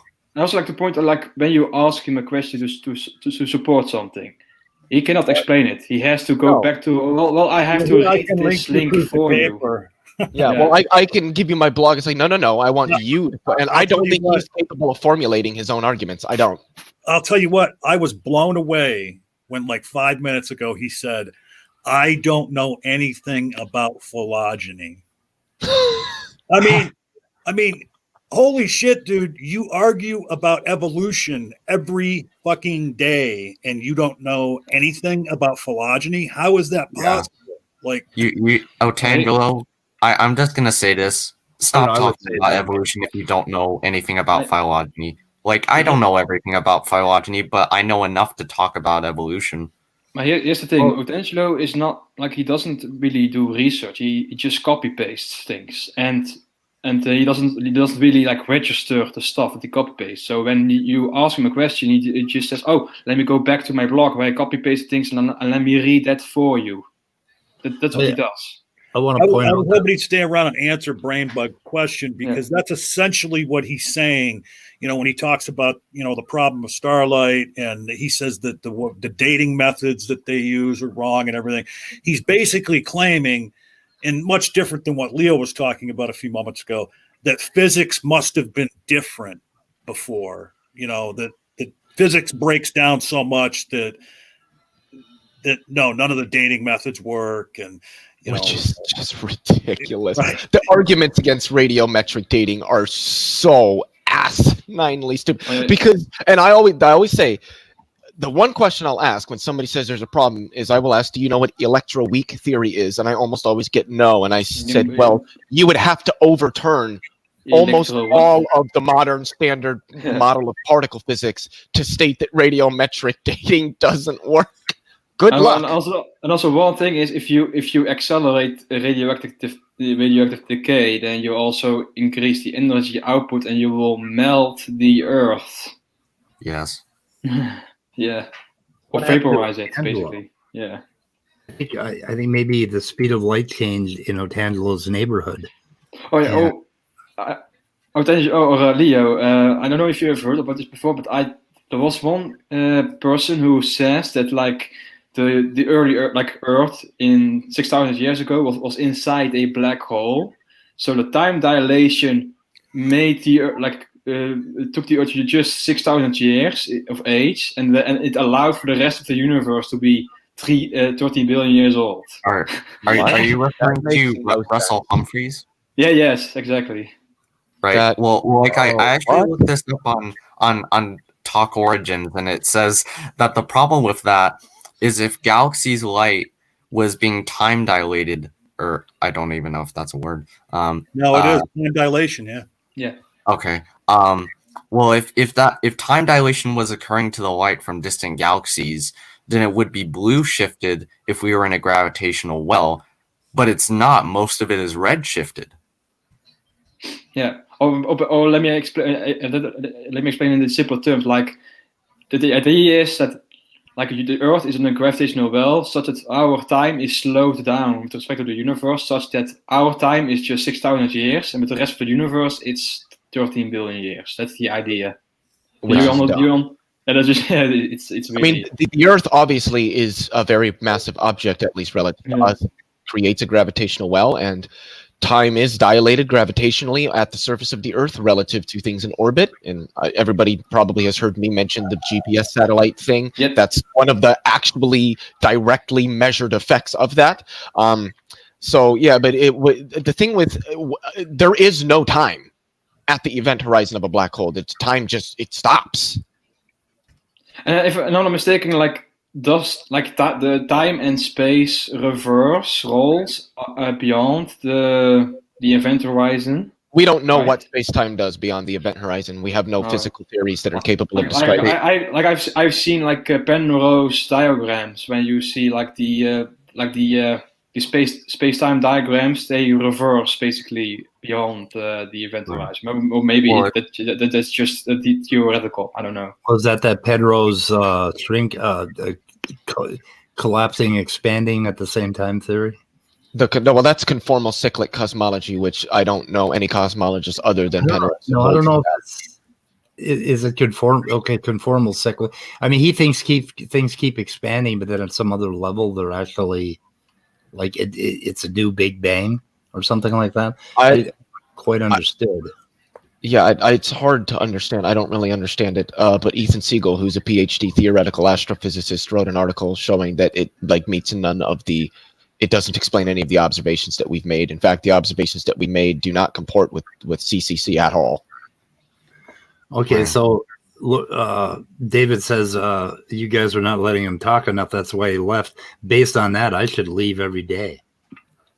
What does he mean? Like we were just talking and he just left in the middle of somebody else talking. Like yeah, I wanted to ask him the question about him and Sal last night were saying, oh, evolution, we shouldn't even be talking about it anymore. What do they want us to do? I don't understand what they want science to do. They want science to be wrong and prove them right, which it's never going to do. Yeah. Show them a pig grow wings. And Danny, natural selection, Danny. Mm-hmm. So while Danny, you should definitely abandon it. We should abandon natural selection. Oh, absolutely. I can't tell if he's being sarcastic or not. I really can't. I'm pretty sure if he isn't, I'm going to have to throw it. I would say that we should emphasize other mechanisms besides natural selection. Like natural selection gets a big reputation that doesn't really deserve anymore, because there are many other mechanisms that deserve more attention than they haven't got. Natural selection is how space-time works. It's how physics works by natural selection. If water is flowing down a hill, it's going to find those grooves and it's going to follow those grooves, and that's all it is. And it's over. I don't know when like when you guys were picking on natural selection the other night, I had trouble figuring out what in the hell you were talking about. Oh, exactly what part of natural selection is going to fail? Oh, this is going to be the photo argument, I think. Yes. The photo argument? Yeah. The what? So So Danny, do you? I guess a question I might ask you is: do you disagree with natural selection being a mechanism of evolution, or do you disagree with the observations that definitively lead to natural selection? That it's explanatory. So I guess the first. Okay, so you would disagree with the first. Can you run that by me again? What was the first and the second?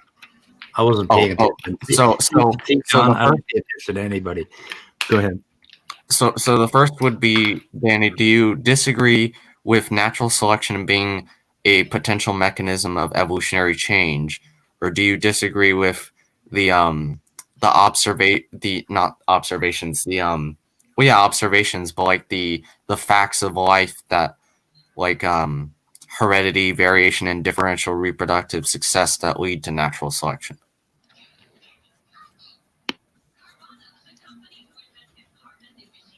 Hello? Got pretty quiet. He's thinking. Oh wait, you're asking? No, I thought I answered, right? Yeah, I thought he was repeating for you, Speed, right? Yeah. Okay, what the fuck was your answer? I think the first. I might, yeah, that it's explanatory.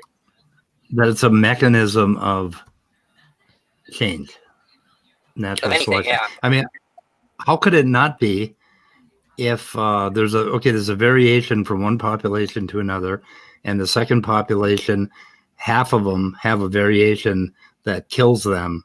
How could natural selection not pick the half that survive? I don't know what that I don't know. I don't understand your question. Like, okay, let me try to. Okay, we have a population of beetles. There's 500 of them. They all have one child. Okay, so now we would have like 1,000 beetles, right? So, but out of that new 500 beetles, 250 of them have a mutation that stone cold kills them, and they don't have any children. So the other 250 go on to have more children. How could that not work? What is wrong with that? Why?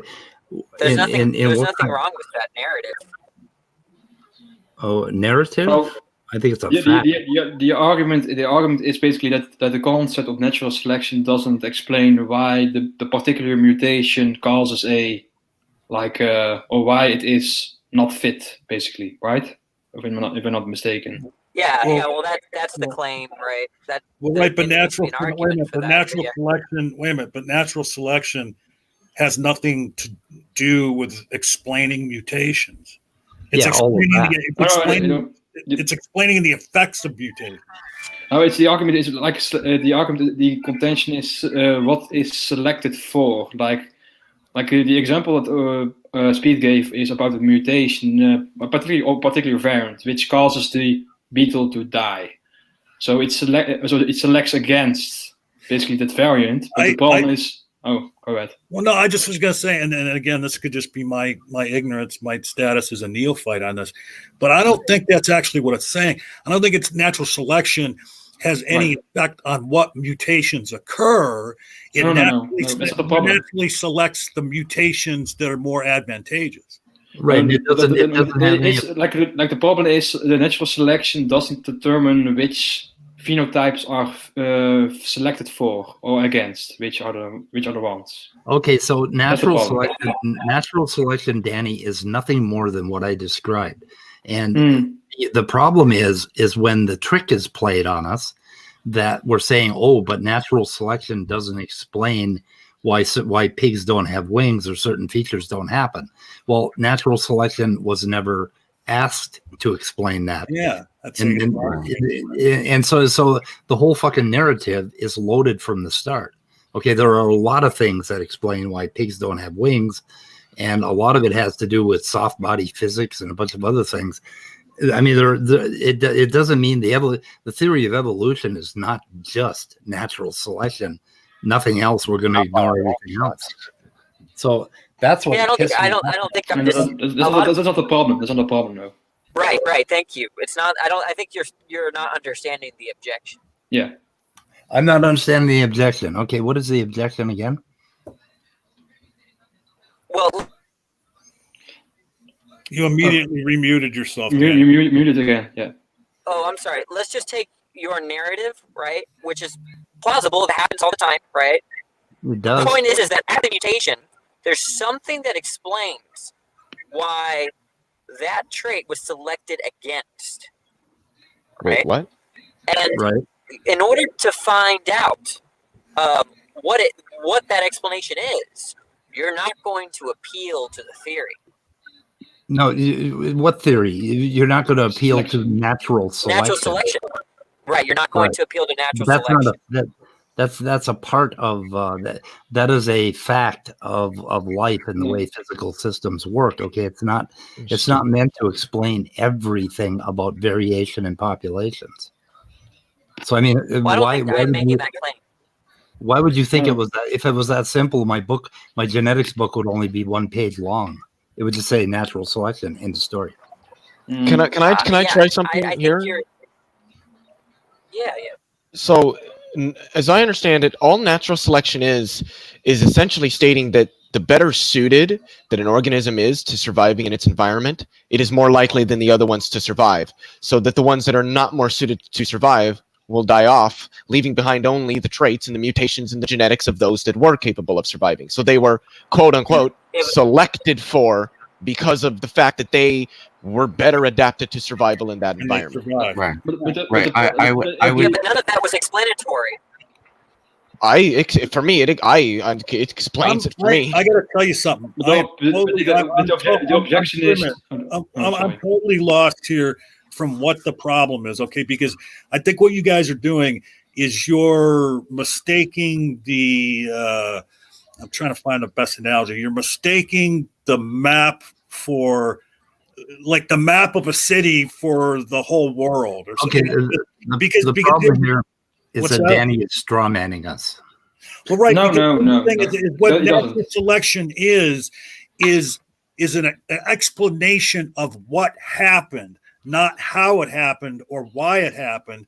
It's an explanation of these mutations happened, the ones that were most beneficial and allowed the organism to survive, that those organisms were able to reproduce, thereby natural selection continued the line. Here, let me. I'm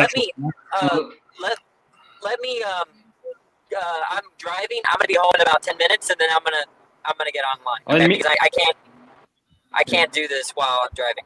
In the meantime, I will try to explain what the problem is. Yeah, you don't even have to give the argument. They need to understand the claim, right? Yeah. But like basically, the complaint is that like selection is or natural selection when selection is proposed as an explanation for why, for example, trait A is selected for. But then the objection is actually it doesn't explain why trait A is selected for. Something else is the explanation, not selection itself. I know, but it's not intended to. It's just like Brainbug just said in the chat. Natural selection is a mechanism. Yeah, it's like a process. It just explains. It's. I don't know. I might be getting it wrong. For example, if selection, I think you guys are trying to say that natural selection has something to do with what mutations occur. Like for example, if I say that trait A is when I say that trait A is selected for, I'm saying the reason why is because this trait helps an organism survive against predation, like for example camouflage, for example. I'm appealing to an explanation that is not selection. I'm appealing to ecology, like this color, this trait is beneficial because the color makes it able to hide in the environment. So I'm appealing to ecology rather than selection to explain why this trait is quote unquote selected for. But what's missing from that though is that, okay, you say like the camouflage, for their environment and that helps them to survive because predators can't see them. Okay. But what you're forgetting is that in certain organisms, they were given a pattern of camouflage that didn't work for their surroundings and they were killed off by all the predators. So when you say natural selection allowed the group you were talking to continue on, that's just describing what happened with the different mutations.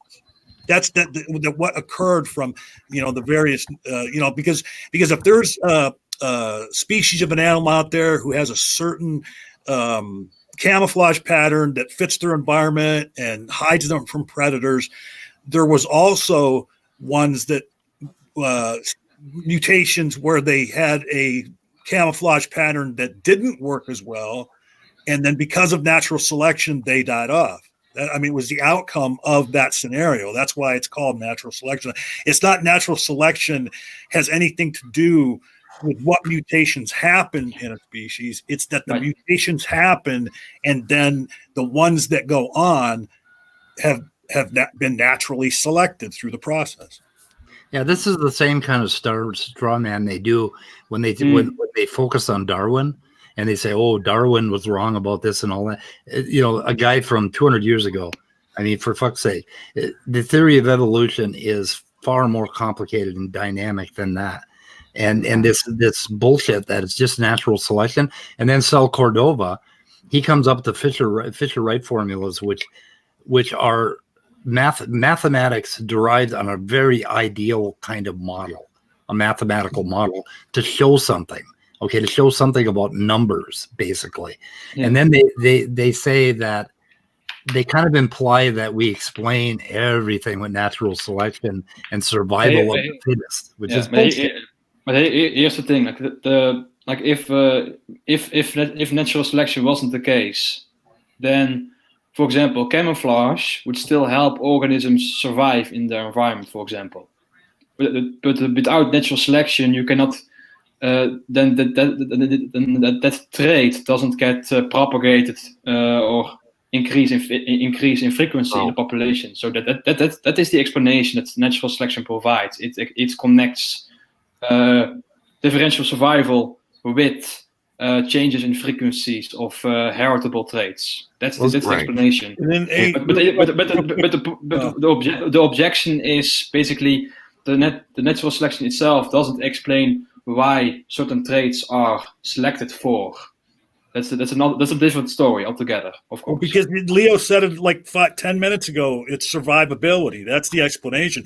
It's whatever mutations offer traits that increase survivability, that allow survivability. Hey, what Leo said was probably tautological. Hold on, Jonathan. I just want to say goodbye, all right? I'm just trying to say goodbye. And I wanted to have speed. Was my explanation that I gave I'm trying to see if I'm paying attention to you guys or not. Was that correct or at least reasonable? Yeah, it was accurate. Yeah. Yeah. Okay. All right. Hey, thank you so much, guys. Thanking you for allowing the dunce to take part of. Is Andy gone again? Yeah, he'll probably be back on in 5 minutes. He's probably just going from the car to the house, Hubbard. Man. Yeah. All right, guys. Have a good one. Peace out, John. Bye, John. Bye, John. It was a while back when I heard Frodo's argument. At first, I didn't understand what he was getting at. So I had the same problem as you guys, but now I understand it, and it's not a problem against natural selection per se. It says natural selection is not an explanation for this, but it is an explanation for the other, like connecting differential survival with allelic frequency changes or heritable changes. It doesn't without selection, you can still explain why trait A is quote unquote selected for, like why it is still beneficial in environment. Without natural selection, you can still explain it. I don't know if Brainbug meant this way, but ecology woohoo. Basically, it's a hell of a lot more complicated. It is an extremely complicated. Like if you were to model it mathematically, it'd take a computer the size of the Earth that would simulate the Earth, and we may as well just have the Earth. I mean, to accurately predict every fucking thing is not going to happen. Is what I'm saying. Well, we're going to learn little things about it. Well, like one thing I would say, I think. And I'm gonna ask Danny this when he comes back, but I think what he's saying is that survival of the fittest is a tautology, which I just looked it up. It isn't, because he's ignoring the environment. So it's we're not looking back at it. It's a fact, right? It's we're not looking back at it and saying the fittest survived because they were fit. Well, it's we have to look at why they were fit, because they of the basis of their traits in respect to their environment, and plus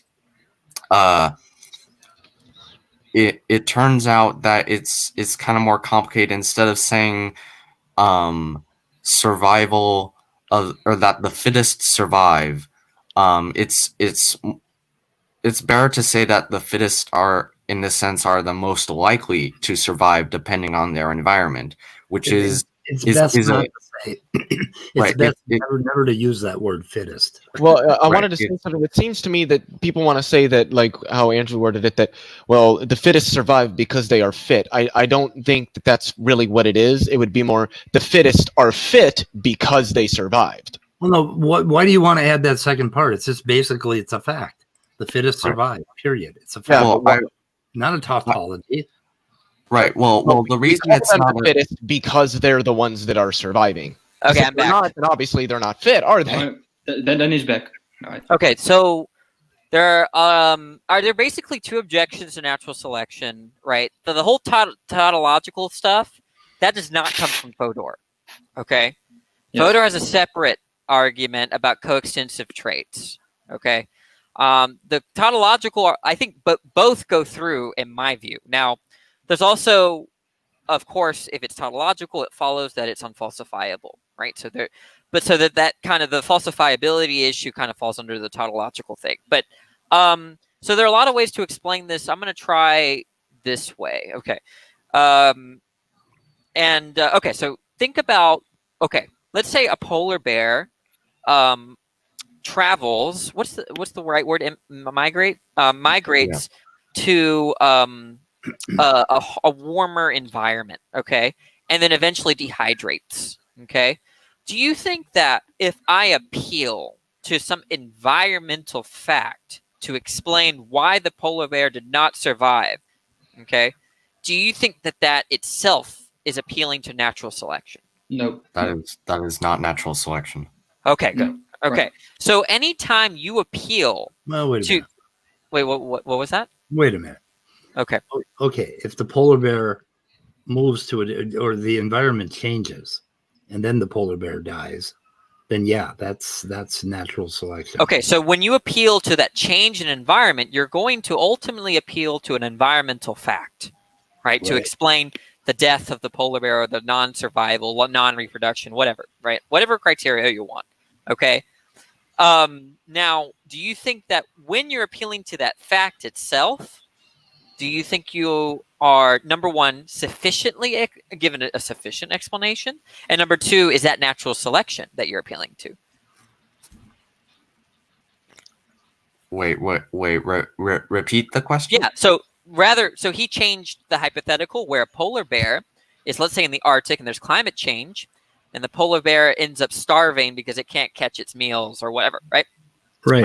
The ice melts, whatever. Okay, so the first question is, if I appeal to those environmental changes, which are environmental facts, okay, is that a sufficient explanation for the non-survival and the non-reproduction of, or non-passing down of genes of that polar bear, of that species?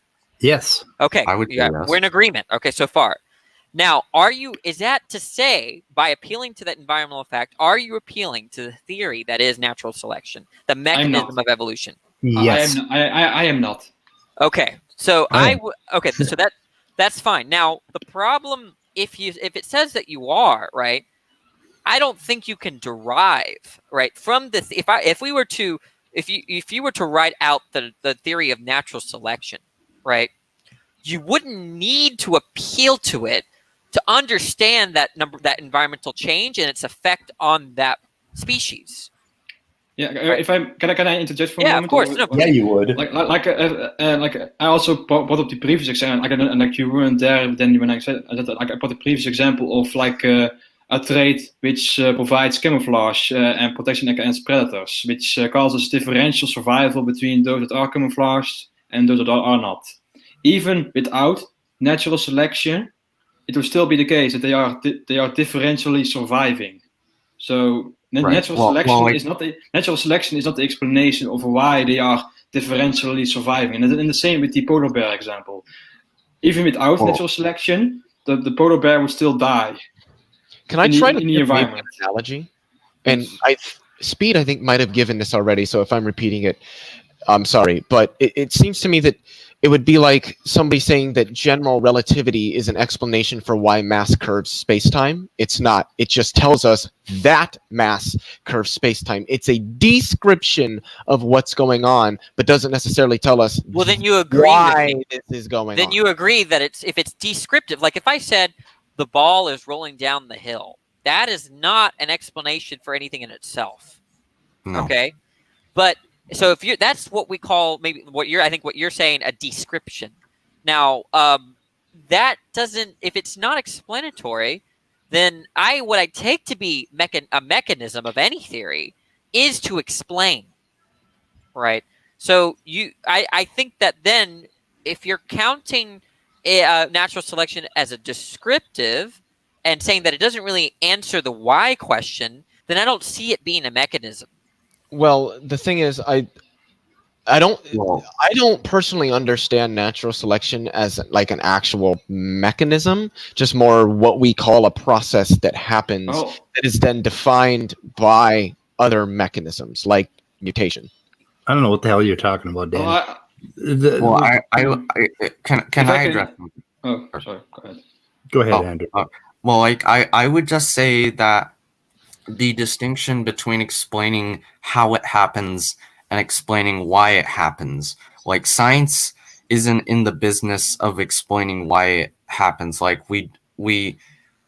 You don't think they're not in the business of explanation? Isn't that the answer? An explanation. If I ask you why, it's.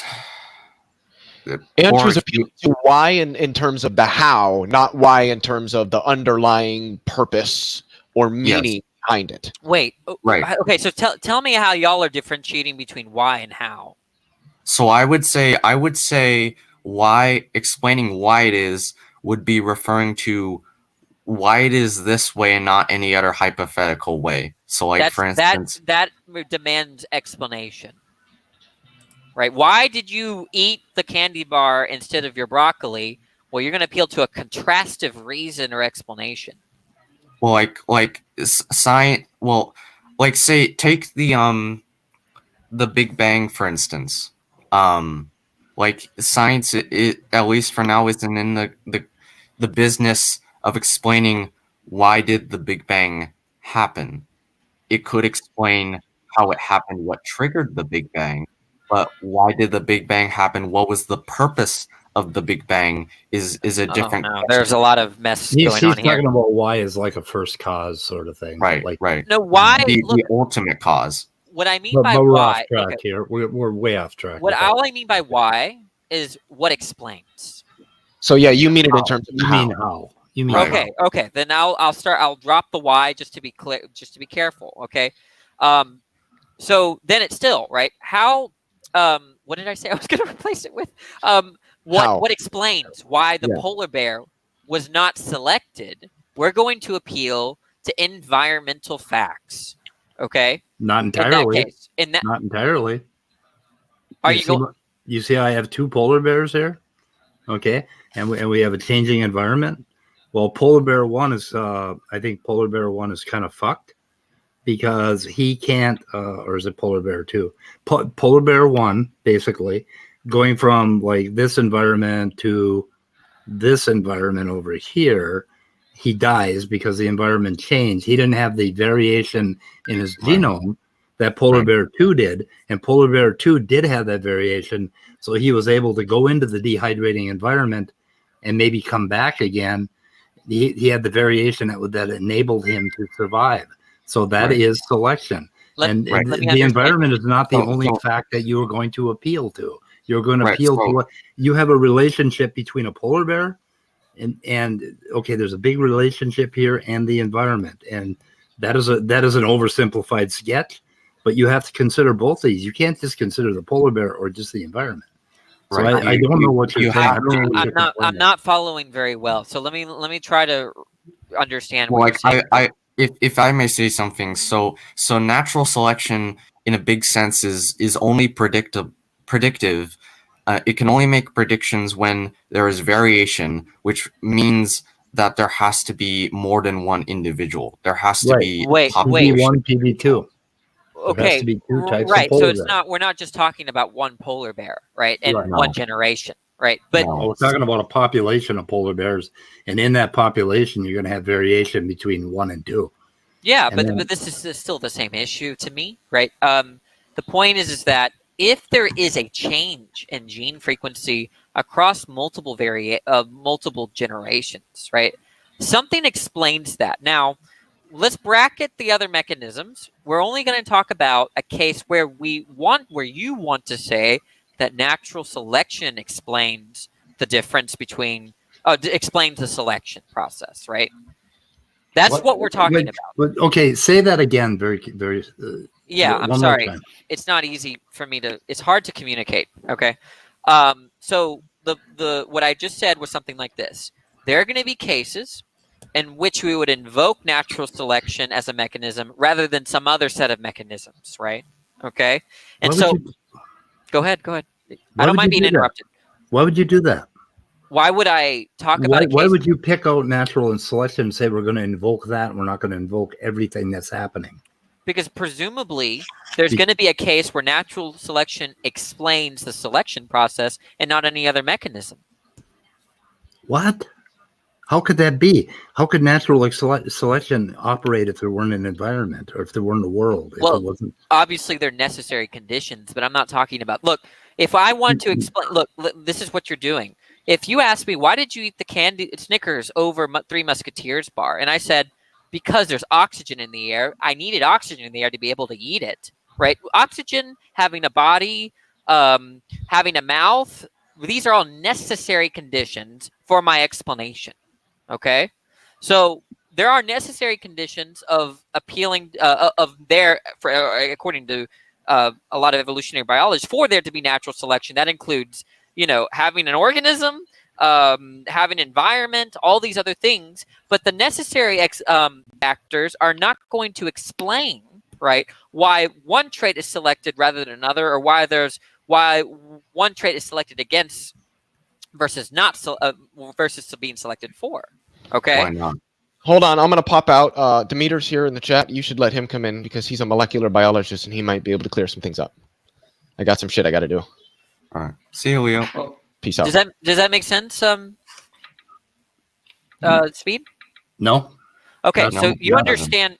It makes sense. It makes sense maybe to a reductive scientist. I don't know what that means. Can I like put my I'm in the middle between you guys. Like I agree with the objection that Danny's proposing, and I also agree that with the speed that evolution or selection is still an explanation, but not for why a certain trait is favorable. Well, like for example, again the polar bear example. Even if natural selection wasn't true, then we could still explain why why the polar bear survive and others don't, right? So that the explanation is not selection of why one survives and the other doesn't. However, selection explains the connection between differential survival and changes in heredity. Yes. That is the explanation, not why certain traits cause or why certain traits are favorable in an environment, but selection just connects the differential survival with changes in heredity. Do you disagree with me on this, Danny, or am I correctly describing what you are saying? Yeah, I think that's pretty much what I'm saying. Yes. I was responding to Speed's objection that when I'm taking a hypothetical in which natural selection is supposedly explaining why there's why one trait is being selected for rather than being selected against. Yeah. Right? He's appealing to, well, why aren't you considering all these other factors like the environment itself, or their? Then you are appealing to another explanation and not selection itself. Right, you're operating outside of the hypothetical, as well as you're just appealing to necessary conditions for there to be some kind of naturalistic explanation, right? And natural selection would also be a necessary selection, a necessary condition for there to be changes in the genome. No, isn't it mutation? Mutation is a sufficient explanation in those cases. Sufficient. Okay, I guess it would be. Yeah. Yeah, you could just change. Yeah, you could have drift, and you could have other things. Selection is just a connection between the differential survival and changes in like phenotypic frequencies, or at least heritable variations. What claim is being made here, Danny, that you're disagreeing with about natural selection? The claim is that natural selection is not going to explain why one trait is being selected for, that's exactly it, right? What explains why there's a favorable trait in the environment will be explained, I think, in terms of some environmental fact, okay, or some fact about biology, right, of the organism, right, rather than a theory of natural selection. Yeah, but natural selection is the most simplified way to figure out what. I mean, it works for Christ's sake. If you look at Africa, if you look at those sickle cell genes, the theory, the very simple models predict that it's going to settle out at 50-50 heterozygosity, and it does. We evidence that. So we have a very, very simple thing. They came up with a simple number, and empirically, voila, that's how it maps out. That's what we see. So, I mean, I don't understand why you would want to piss on the idea of natural selection because it doesn't explain everything. He doesn't piss on selection itself. He just says that selection is not an explanation for why certain traits are favorable. Right. That's all. That is it. That is the issue. Hey, guys. Nothing is a complete explanation for anything. Well, that's going to be a problem. Why is that a problem? Well, presumably, when we want to know why one thing actualized over another, there's going to be a set of factors that are same across each case, and the set of factors that are not present in each case are going to be the explanatory factors, the relevant ones, as to explain the difference. Right? You don't want to say that everything explains, nothing really explains anything at all, ultimately speaking. That I don't know what that means. Hello, guys. Hello. Hi, Dimitri. Who is this? Is this I can't see because of the I cannot see. Am I in or not? Yeah, you're in. Oh, you're in. I'm sorry. I have a thing. So I have only 10 minutes, and I gotta go. I even don't know what actually is the conversation and problem here, but I just want to mention one thing that you have to keep in mind. So it's totally different to talk about the natural selection as a process, and it's slightly different to talk as an evolution as a process, because for evolution, it doesn't matter who will survive at all. What is matter for evolution is who will give the offspring, who will give the generation. So surviving reproductive success, right? Reproductive success. It's the only thing that matters for evolution as a process is who will give next generation, who will give his genes ahead. That's it. Sure, I could replace every time I said survival. I could replace it with reproductive. But it's not identical process. That's what I'm trying to say. Yeah, it's not I accept what you're saying. Process. So, and of course, in order to survive, you have to have certain conditions, like right conditions with right genes and so on. All of that conditions, but don't confuse that two things: the selection as a process, survival, and evolution by itself as a direction. Now you have some kind of direction. Okay, thanks. Yeah, unfortunately I gotta go, but I was able to enter for 5 minutes anyway. You should look at your microphone. I think is that someone else?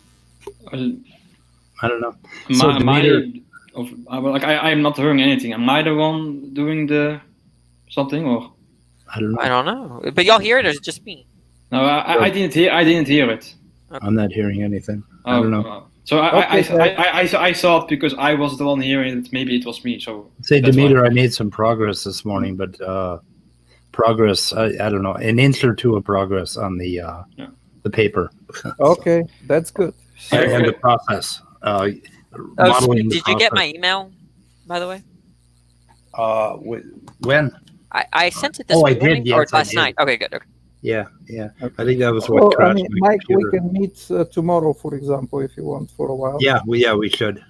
Hopefully, I'll go a little bit further, but I wish I had more time. Okay, it's okay, it's fine. Yeah. So I'll do what I can. Just send me email when you want me to come. Yeah. Okay, I have to go, and now, bye guys. Thank you. See you, Demeter. Yeah, I guess I never understand when people have a problem with this or a problem with that, because there are so many different ways of looking at things that I don't understand what you mean by wanting to have a singular solution. It doesn't. Why or what explains some particular trait going into the future. That's not the objection. He just says that whatever the explanation is for why a certain trait is beneficial, it is not selection. That's it. Why would it not be selection? Because you're asking about selection. That's why. Because we're asking about selection. Look, why was this trait selected rather than not selected? And to say because of natural selection is a non-answer.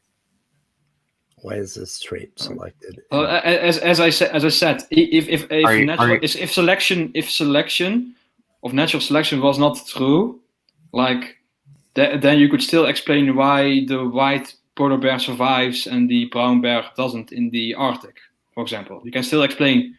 You can still explain why a trait is favorable and the other not, even without selection. Well, like the environment explains the specific environment is what explains why the trait is favorable or not. And that's the problem, because there's no laws of environments, right? Like the problem is that a trait could be selected for in one environment and then be selected against in a different environment. So there's no such thing as a favorable trait in itself. So you're going to have to use the environment to explain it and not appeal to some overall theory. Yeah, this is where ecology is necessary. Understanding ecology is necessary for the theory of evolution to be complete. Right. So who basically is saying what you're claiming they're saying, and what is the solution to that problem? Well, a lot of people. What would you have us do, Danny?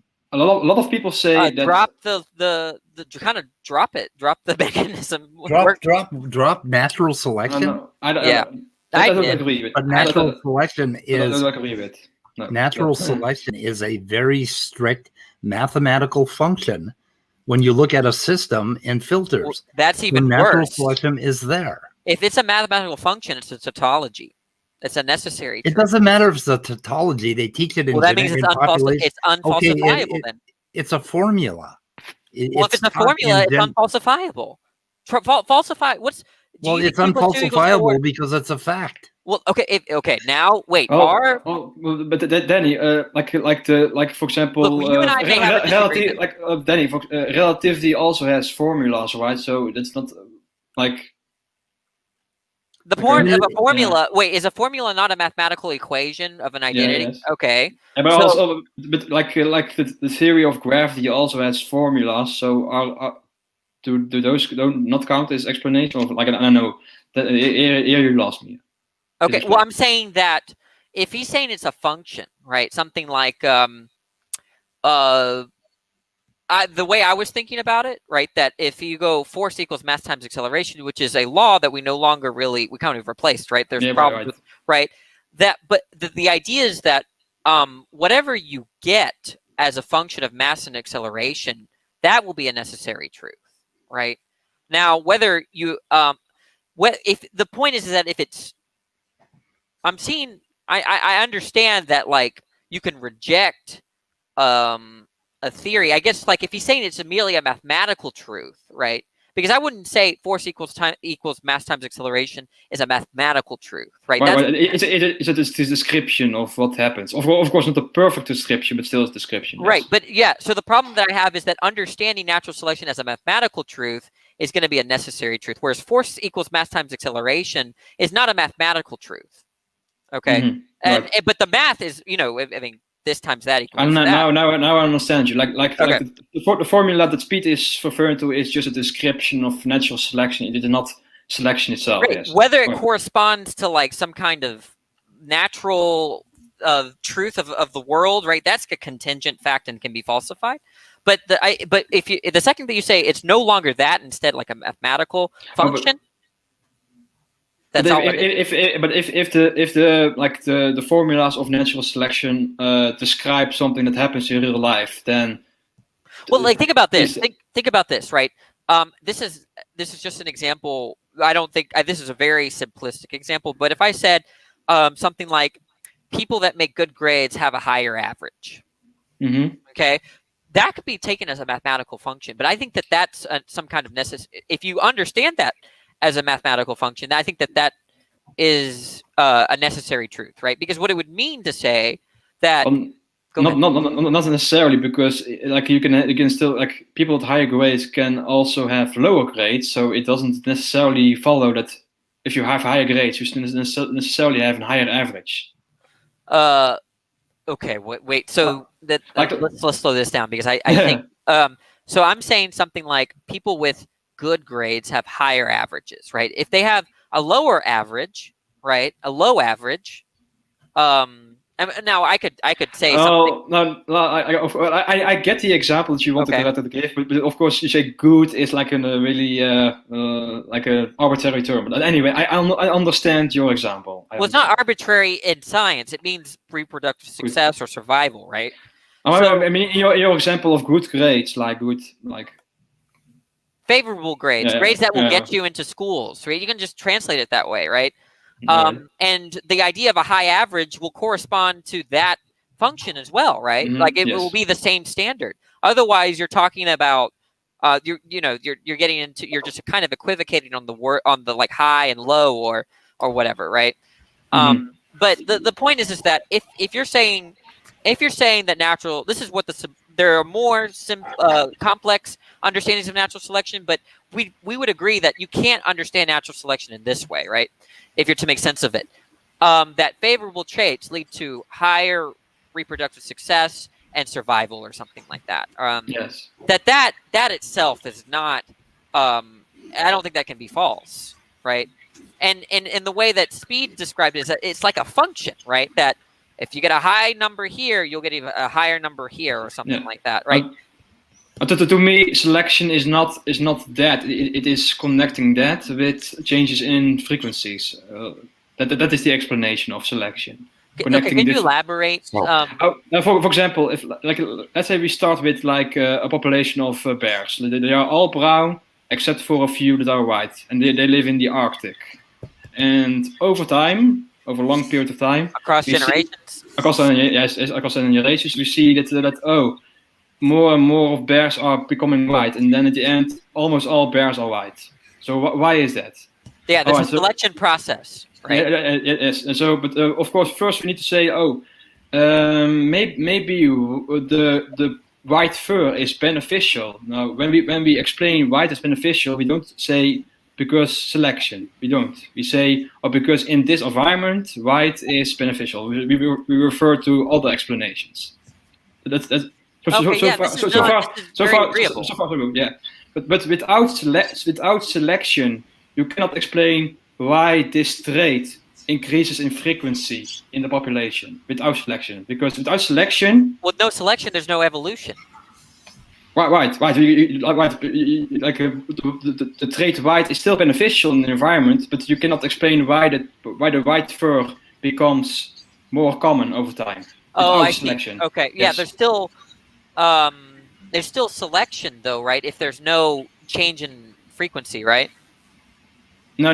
Like if selection was not true, then then you would that the population would remain like random. Like you would have like a few bears being white. They still survive, but these traits are not passed on for some reason. Like if the selection wasn't true, then heredity wouldn't work and such and such. Yeah, if there was no selection at all, it would just be like random drift.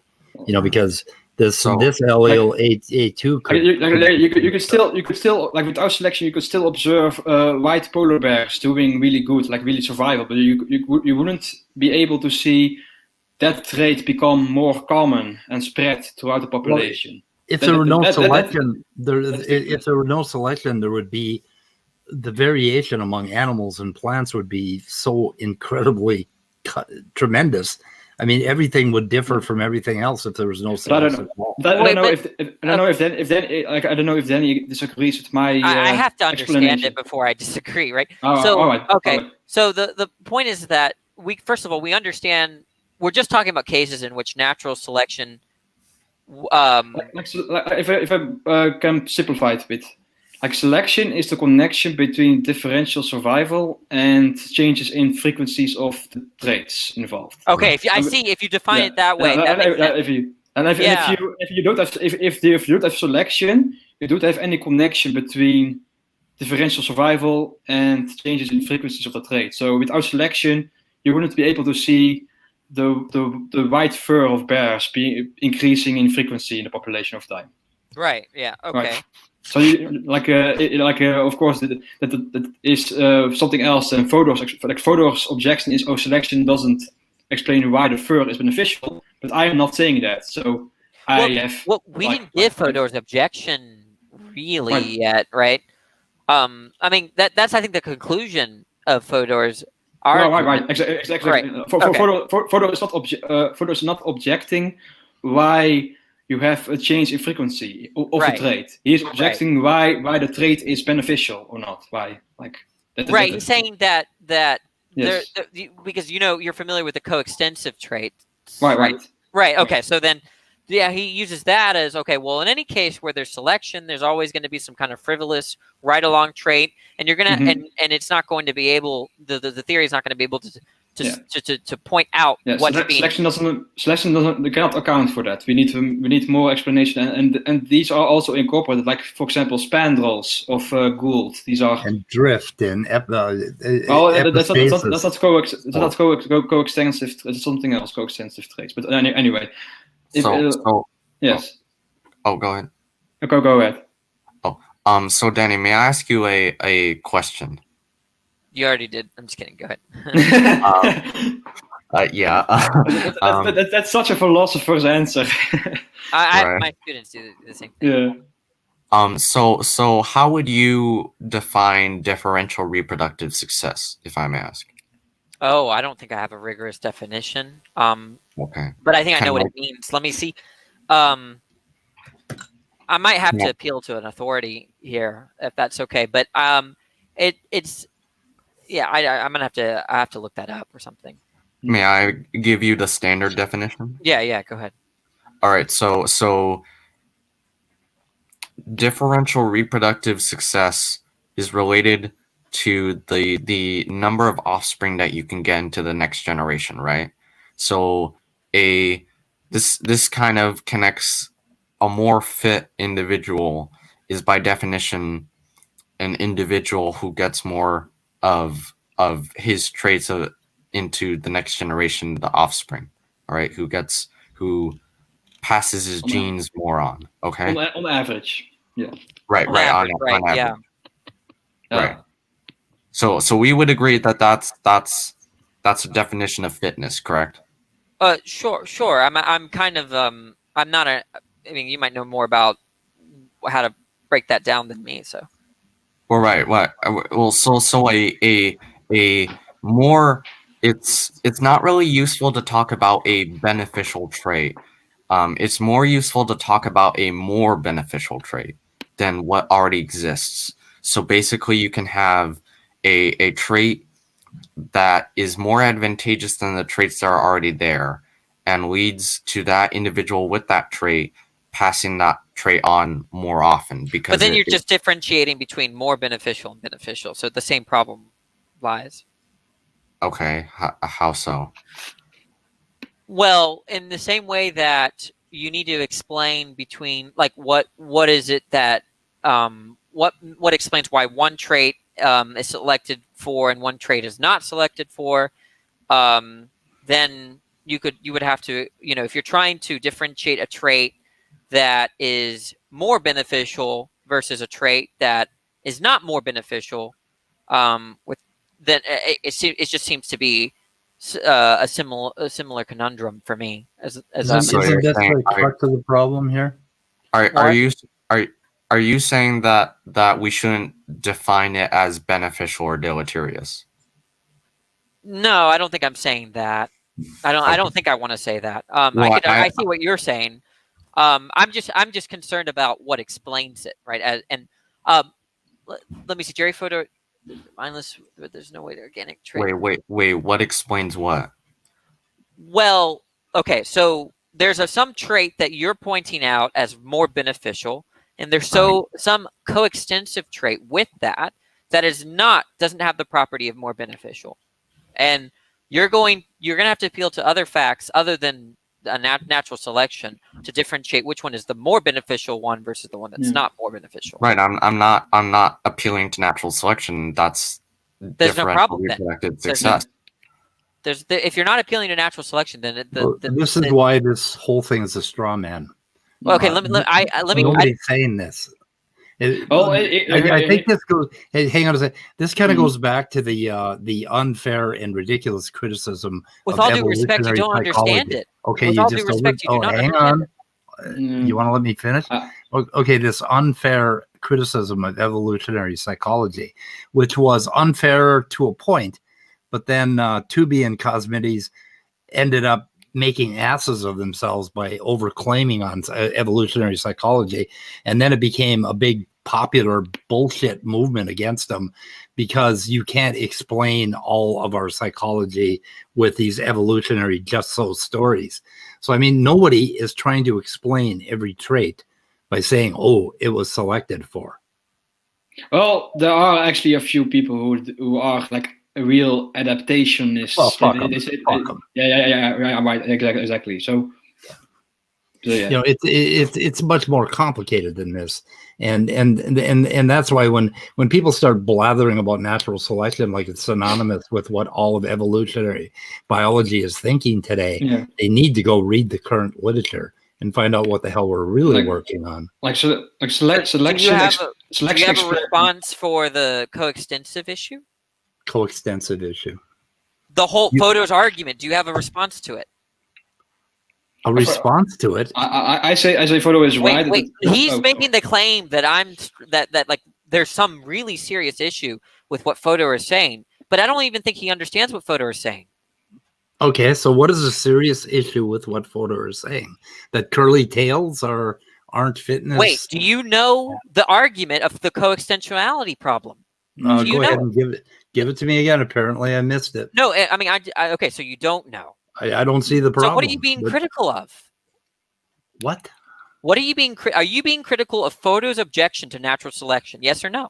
I'm saying it's a bunch of bullshit. Okay, then you understand it. Then Nobody's saying it. Speed, you're not really doing good there. Like go ahead, Danny. Okay, go ahead and illuminate me. Well, no. The point, then you're going to have to agree that it's not bullshit because you don't know what it is in the first place. Exactly. Like that's also my point. He's saying you have to first like ask what it is before you can say it's bullshit. Okay, so what is Fodor saying? Okay, he's saying there's a problem with whatever trait that you're pointing out as being as an explanatory mechanism for why a particular organism is more fit to survive and reproduce and all the nice things that we want organisms to do under evolution, right? There's always going to be some coextensive trait along with that trait. Okay, that's just so. I gave an example that night, if you were listening, of the heart, right? This is the example that Fodor gives. Yeah. Okay, Pumping and thump noises. Right. There's a set of genes that code for or that explain the heart pumping blood, right? And those same genes explain the thump noise. Okay. Now, what is doing the work here in terms of the survival and reproductive success? Well, it's obviously not the thump noise; it's the pumping trait or the pumping outcome, right? And to explain why the pumping is beneficial and not the thump noise, you need to explain it in terms of the organism's physiology, like why exactly the thump noise, not selection itself. So why is that a problem? Because you're not ultimately appealing to natural selection, right? To know that it's okay. What do you mean by ultimately appealing to natural selection? Meaning that when we decide that it's the pumping of the blood that explains why the organism is doing well with respect to survival and reproductive success, right? Is going to be our knowledge about biology and or the physiology of the organism, not our knowledge of the theory of natural selection. What? How do you? How would one happen without the other? Okay. Well, how would one? Okay. How would those genes have? How would those genes have ended up in the present without basically all of the things that selected for those genes in the past? Does anybody understand his question?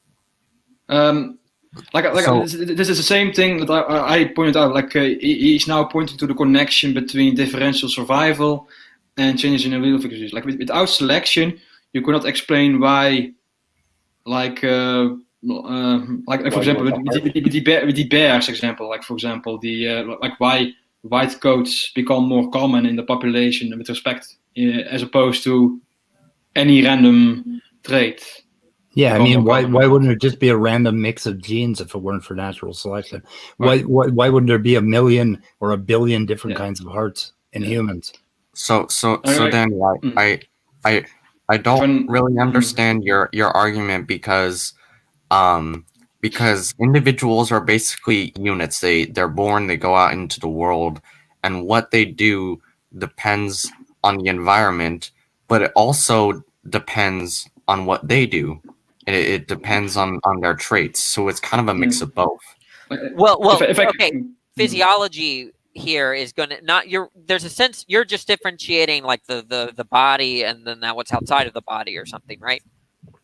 That's fine, right? I'm just saying that you're not, in the end, it's either you're going to appeal to the physiology or some kind of biological fact about the organism or the environment rather than some universal theory of natural selection. I don't know why you keep going to this universal theory of natural. Theories are universal. Theories are universal. Well, natural selection is as important as the fluidity of blood, the physics of how blood works, how the fluid works, right? So what the fuck's the difference? I don't understand. Are you asking, or is Fodor asking us to throw out natural selection? If I can condense it down to like a few sentences. Like selection is just the connection. Like again, selection is just a connection between differential survival, depending on traits, and then the changes in frequencies of those traits in the population. But it does not explain. It doesn't explain which traits are beneficial and get passed on in the population. Who the fuck asked it to? Who the fuck said that? Well, it's important. Like the objection is that natural selection is like the theory of natural selection just by itself is not complete in explaining the phenotypes that we observe today. We need more. Who said it was? Also, again, some adaptationists are saying that. You said this earlier when I gave the polar bear example. You're the one. You remember when I asked you about? Do you think that when you appeal to the temperature change, right, you're appealing to natural selection, right? Or when you appeal to the mutation, the change in the gene or the mutation as explanatory for why there's reproductive success, that's natural selection? Yes. Okay, so natural selection had a big part in that. So you asked who is saying stuff like this? You are. People like you. Bullshit. It had a part in it. Did I say that it wasn't, that it didn't depend on how temperature interacts with? Did I say that we don't need physiology or biology? You did say yes to that question a few 10, 20 minutes ago. Did I say that was universally the only explanation? No, like when he asked, are you appealing to natural selection for explaining why the polar bear died? You said yes. So in fairness, you did say yes to that question. Sure, it's an explanation. It's part of it. It's a very important part of it. Look, you have to differentiate between the sufficient condition or the necessary conditions for a particular hypothesis. What? The fuck I do. It just doesn't seem like you're interested anymore in the conversation. It is the most important thing. Okay, when you're studying population genetics, to think about how those alleles basically are selected for in reproduction, and that requires fitness, right? So if we're going to model polar bears, that's one of the places we're going to start. No one ever said that was the whole story. Look, or that was how the variation happened. Maybe this is not what you're saying, but what I'm hearing is something like this, right? If someone were to say oxygen gas explains why I'm talking to you, do you think that's a good explanation?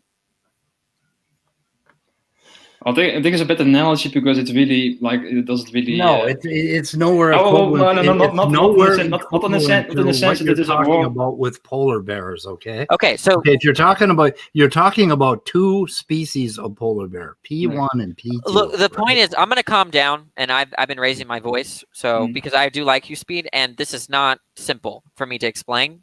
And so this could be my failure too, right? I feel you, Danny, because I have been in the same position as Pete. I like when I first heard this argument, I also was really frustrating in I can't blame them. I can't blame them. Right? It is a weird argument, but okay. And that's what is it that you think I'm saying about? Okay, we got polar bear 1 and we got polar bear 2. Again, let's bring up the polar bear example again.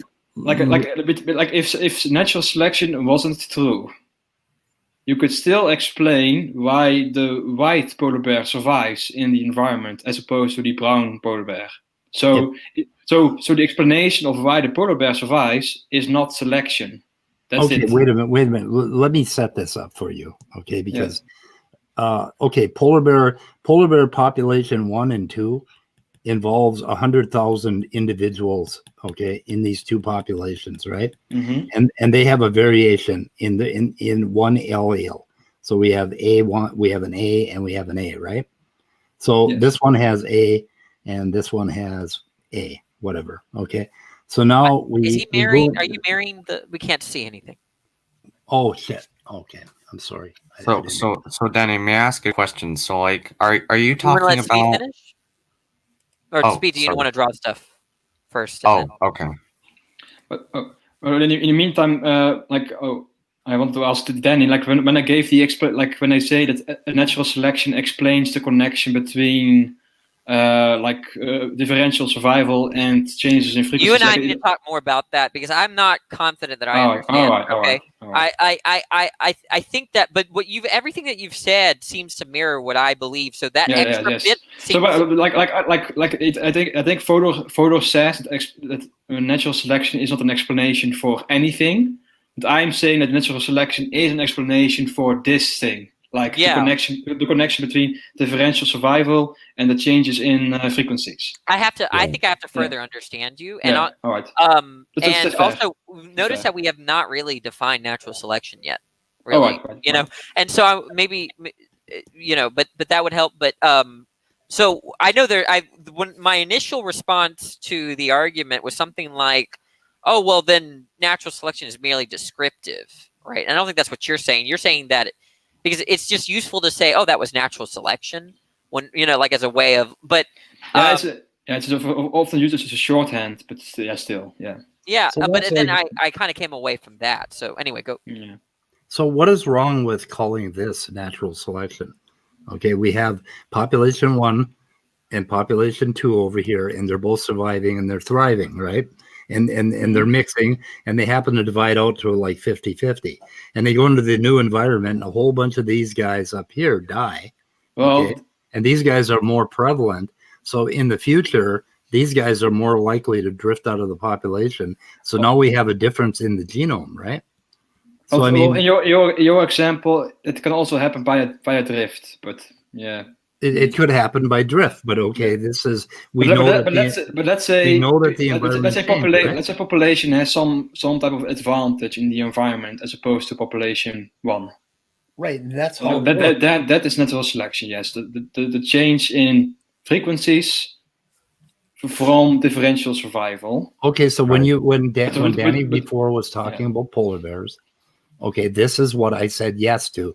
That is natural selection affecting this population because the environment changed, and LEO A basically outsurvived LEO capital A. Okay, so then the question that I have is, what explains the changes in allelic frequencies?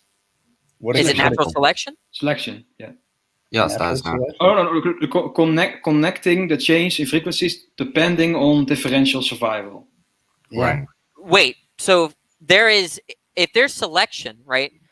Then in this case, right, if there was, first of all, I would ask you, Ness, because I think that one of our disagreements might come down to this, but you're saying that there would still be a selection process, there would be no selection if the frequencies were to continue the way they were, right, across time and across generations, right? That's one thing. Even if one population has an advantage over the other, without selection, there will be no changes in frequencies because of differential survival. Okay, so hang on a second. That depends on the size of the population. If the population is very small, drift can account for much more than natural selection. Okay, so what we've based on what he gave, right, what he drew, we're gonna watch a video. No. There was a change, right? There was some kind of change with respect to the percentages, and you're saying, Ness, that it's a sufficient explanation to explain why we have two scenarios here: either that the percentage remained the same, or that they change. And you're saying natural selection explains why one scenario actualized versus another. Is that what you're saying? Well, of course it depends. Like if this type of change could also happen by drift. Right. So let's bracket that. Let's just this is a hypothetical, so we can stipulate that it wasn't drift, right? Right. So let's say then if this population, in one population you have a beneficial trait, and then over time that the beneficial trait becomes more common in the population. Is it then otherwise? But if it weren't more common, it could still be beneficial in your view. Sure. But you see what we're talking about? We're talking about like generation 1, and we're talking about generation 30 over here, right? Right. Okay. Yeah, that's fine. But the point is that I don't know what Ness, what did you mean when you said that a beneficial trait is more common? Sorry, say it again. What did you mean when a beneficial trait is more common? On your view, could it be a beneficial trait and be less common? Yeah, why not? Well, I don't know what the meaning of beneficial is really. I mean, it helps survive in the environment, or it contributes to reproductive success, like fitness, for example. Yeah, that's what benefit means, right? But then, if that's true, then it would just be more common, right? Well, no, because without selection, you can still have reproductive success, but then without the selection process, then the trait doesn't become inherited, or it doesn't increase. Like you cannot connect the differential survival with. So what you're doing is distinguishing reproductive success and survival here. Oh no, like. I'm sorry, I'm just not. I blame myself. I'm not totally following. Well, the two are kind of connected. Actually, in a way, I am. Without selection, you can still have differential survival. Like they are kind of said. Without selection, no, you can still have differential survival. But you cannot draw the connection between that differential survival with the changes in relativity, the changes in frequencies. If I'm being clear. The thing is, if you're trying to explain evolution and you're trying to explain biology and you're trying to explain life on the Earth, the very first thing you're going to start with is this very, very ideal situation, right? And we're going to talk about these two polar bear. We're going to bracket all the other effects. We're going to bracket drift and a whole bunch of other things. And we're going to say that this alone, okay, in this ideal situation would affect it. And in some populations, this indeed has absolutely changed which trait is going to survive. We know this has happened. We can see it happening today. We see it happening in cancer cells, okay? The cancer cells survive differentially, and they kill you, basically. They don't get into the next generation. Do you think? Okay, I'm gonna try to take a different angle because Ness, you and I have to talk about this later. Okay, but I want to ask a different question with respect to natural selection of maybe a different approach. Do you think that natural selection generates predictions? Speed? Oh, I do. Okay, you do. Okay. So not regarding which trait is beneficial. No, not. But it does make predictions. Stuff. It does make predictions. Yeah, we have no idea what the next step is going to be, because that's going to require the mutation and variation. Well, we do have somewhat of an idea. Ness, do you think there's a problem with the post hocness of a lot of these explanations in biology? What do you mean? Like, for example? Well, so if I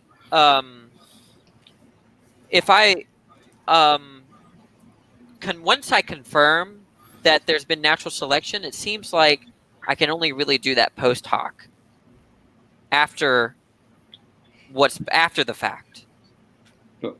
You can make predictions about past events. Like if I, for example, the fossil record, I can also make predictions like, oh, if birds are descended from dinosaurs, I will observe fossils of transitional species, for example. So it's also after the fact, but it's still a prediction. Which is why I think there are no laws of history or anything like that, right? I don't think there are laws or theories of like.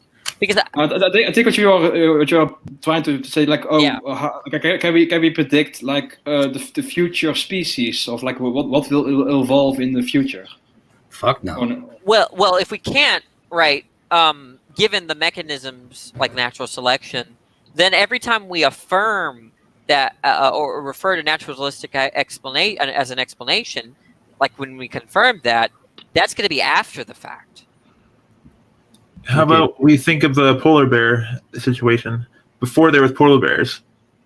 If we lived in that time, and then we saw bears try to swim and stuff, it's the ones that had webbed paws got to the places it needed to get to farther away and survived, and had white fur too.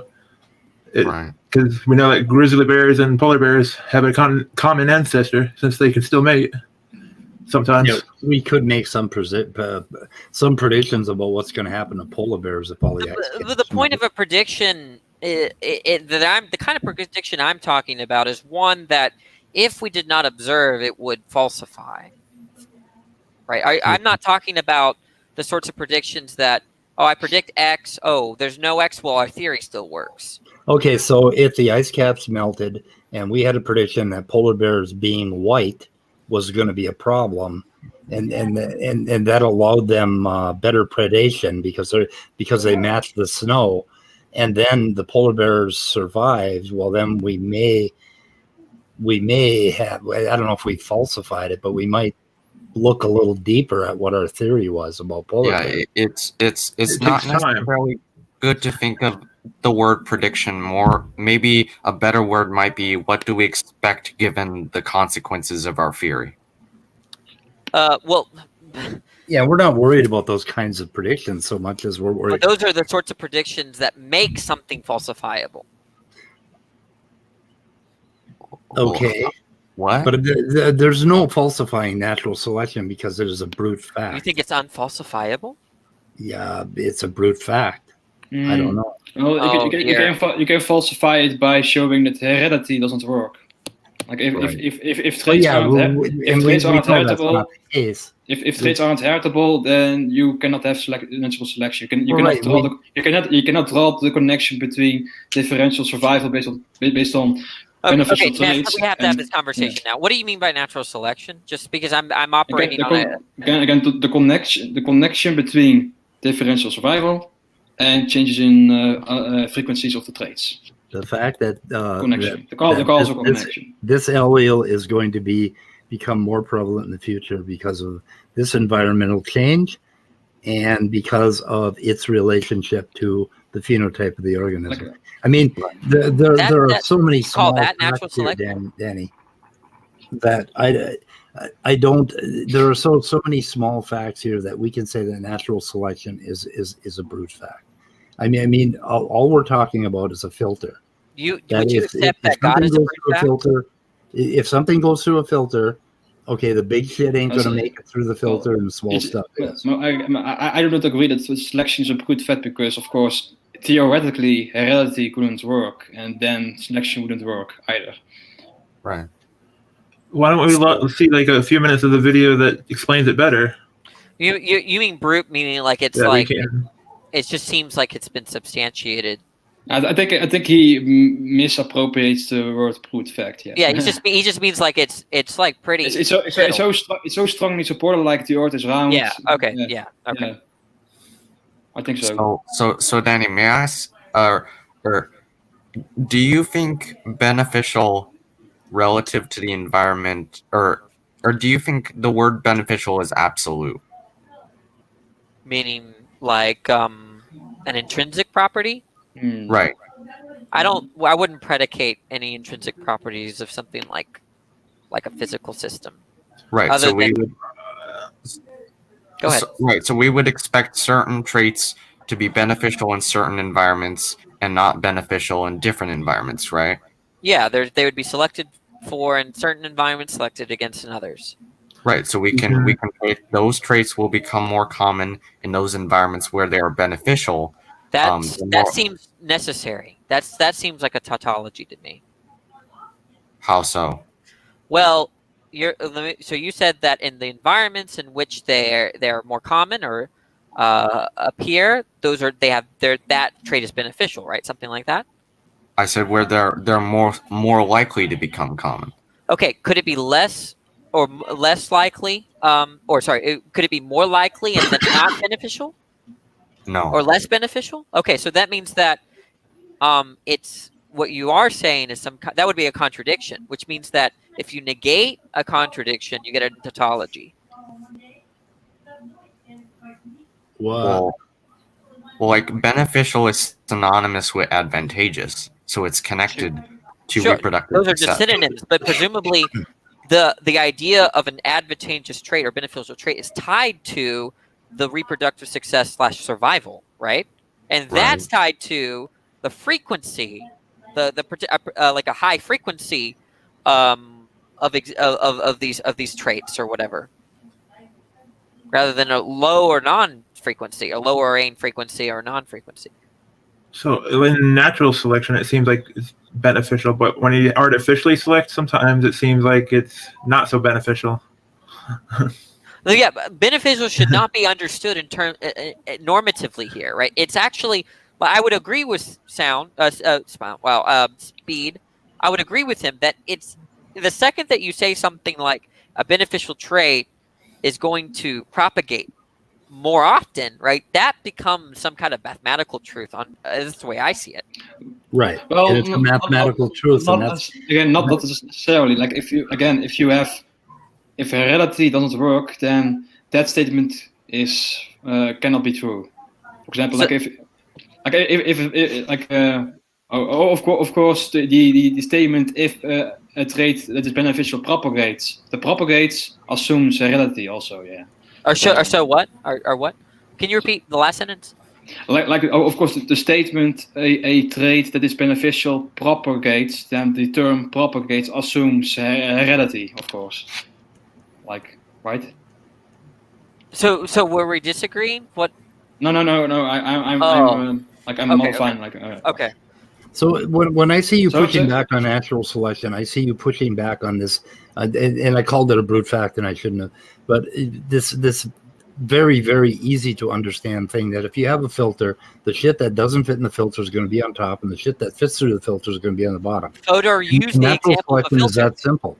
No, but look, Fodor uses that example and points out a problem. So he uses an example of a gumball filter. Okay. So he says that there's all these various sizes of gumballs with different colors. Okay. Right. And then there's a filter, right? And then you see blue gumballs pass through that are of the same size. Okay. You're not going to be able to appeal to the fact that there was selection to differentiate whether it's the color that's being selected for or the size that's being selected for. He uses this example. And you have to explain. But if you understand the filter, Danny, you would know that it's the size it's being selected for. The filter represents natural selection. And natural selection, we know a lot about it, and we know that it has all these different pieces, right? And we know a lot about these different pieces, and they are what is in the filter. So we make predictions, and we talk about what happens, what the filter actually is, how it works. So we are going to know that the color is not going to be selected for in that filter. Okay, well, Fodor is not saying that it can't be explained. He's not saying that. He's saying that you can't appeal to natural selection to explain it, right? So let's say we looked at the filter and found out that there was a little scanner that had coded blue, right? And there was all these various sizes of holes, big and small, okay? So then we know, based on the knowledge of the filter, that's to say, that's analogous to the environment, right? That it's blue, it's not the size. Right. And we would find that out. And that's part of learning what goes into natural selection. Fodor would not dispute that. Okay. So what the fuck is he disputing? He's disputing that to appeal to the fact that there's selection, right? The fact that there is some kind of, obviously there's something that's being selected for, right? Because the fact that it's getting through the filter would mean that it's advantageous is not a sufficient explanation. Not a sufficient explanation that it's advantageous. Now you've added advantageous to the mix. Beneficial, advantageous, or synonyms. We're talking about a filter. If I look at the filter and I see that the filter has different sizes of holes, and that explains why the different sizes became to. So that would be the explanation, right? The holes in the filter. Or not? Right. Are there different sizes connected to the color? Look, okay, that's our first estimate. The point is that there's an then we find out. Then later on, we find out that there's a scanner, and blue is also added. So now we've just added to what we know about genetics. Look, there's an infinite number of filters, Speed, right? And that's the problem, right? That natural selection. They're getting covered up. That natural selection is not. It's not ever going to be something that you could appeal to know what the filter is, because you're going to have to look at the filter itself. Yes, that's what we do in genetics. That's biology. Look at the environment. Yeah, you don't see that this is okay. Well, what I see is philosophers walked into a bar is what I see. I just don't see. I don't see. Yeah, go ahead. Tell me. I'm just saying, try not to be denigrative. Like it's not really a good look. Just to say. No, it's just that I see what Fodor's article sounded to me like. You haven't read Fodor's book. The argument that we're giving is not in Pigs Can't Fly. Right. But you're citing different literature that we're not talking about. Okay, we're talking about Pigs Don't Fly. No, we're talking about what Darwin got wrong by Fodor and Palmarini or something. Palmarani. I think I ended up buying that fucking thing. Well, the point is, the argument is not in the other text, so we don't need to appeal to any of his any other works. Okay. Okay. So the point. So what does he want us to do? Well, he wants you to accept that natural selection should be dropped. It's completely bankrupt. Bullshit! It can't be dropped. It's how we start out explaining how genes work. How can you drop? I'm just telling you. You asked the question. What is? I can read it to you. The Read sentence. Okay, read let it me. to me. Okay. What does he want dropped from the textbooks? We're going to stop talking about how Mendel's peas. Here's the book. Not allowed to talk about our observations, though. Here's what. Okay, here we go. Let me read this paragraph, okay? You might reasonably wonder whether writing a critique of the classical Darwinist program is worth the effort at this late date. I'm going to skip some of this. Okay. They certainly are typical of, not typical of informed opinion field, blah, blah, blah. In all of these, neo-Darwin is taken axiomatic. It goes literally unquestioned. A view that looks to contradict it either directly or by implication, it's ipso facto rejected. However plausible may seem otherwise, entire departments, journals, and research centers work on this principle. In consequence, social Darwinism thrives, as does epistemic Darwinism, psychological Darwinism, evolutionary ethics, and heaven help us, evolutionary aesthetics. If you seek their monuments, look in the science section of your daily paper. We have both spent effort and ink rebutting some of the most egregious of these neo-Darwinist spin-offs, but we think that what is needed is to cut the tree at its roots to show that Darwin's theory of natural selection is fatally flawed. Wow. That is so fucked up. He's talking who about is making this claim? How do you spell his name? Jerry Fodor. He's an atheist, by the way. that is so fucked up. I mean, he's we don't talking care what about, people say as much as what we see the data of. He's talking about all this pop science bullshit, and then he's claiming that it's that somehow we should. Speed, I like you, but I still don't think you understand what he's saying. What is he? Tell me again. Okay. He didn't just say social Darwinism.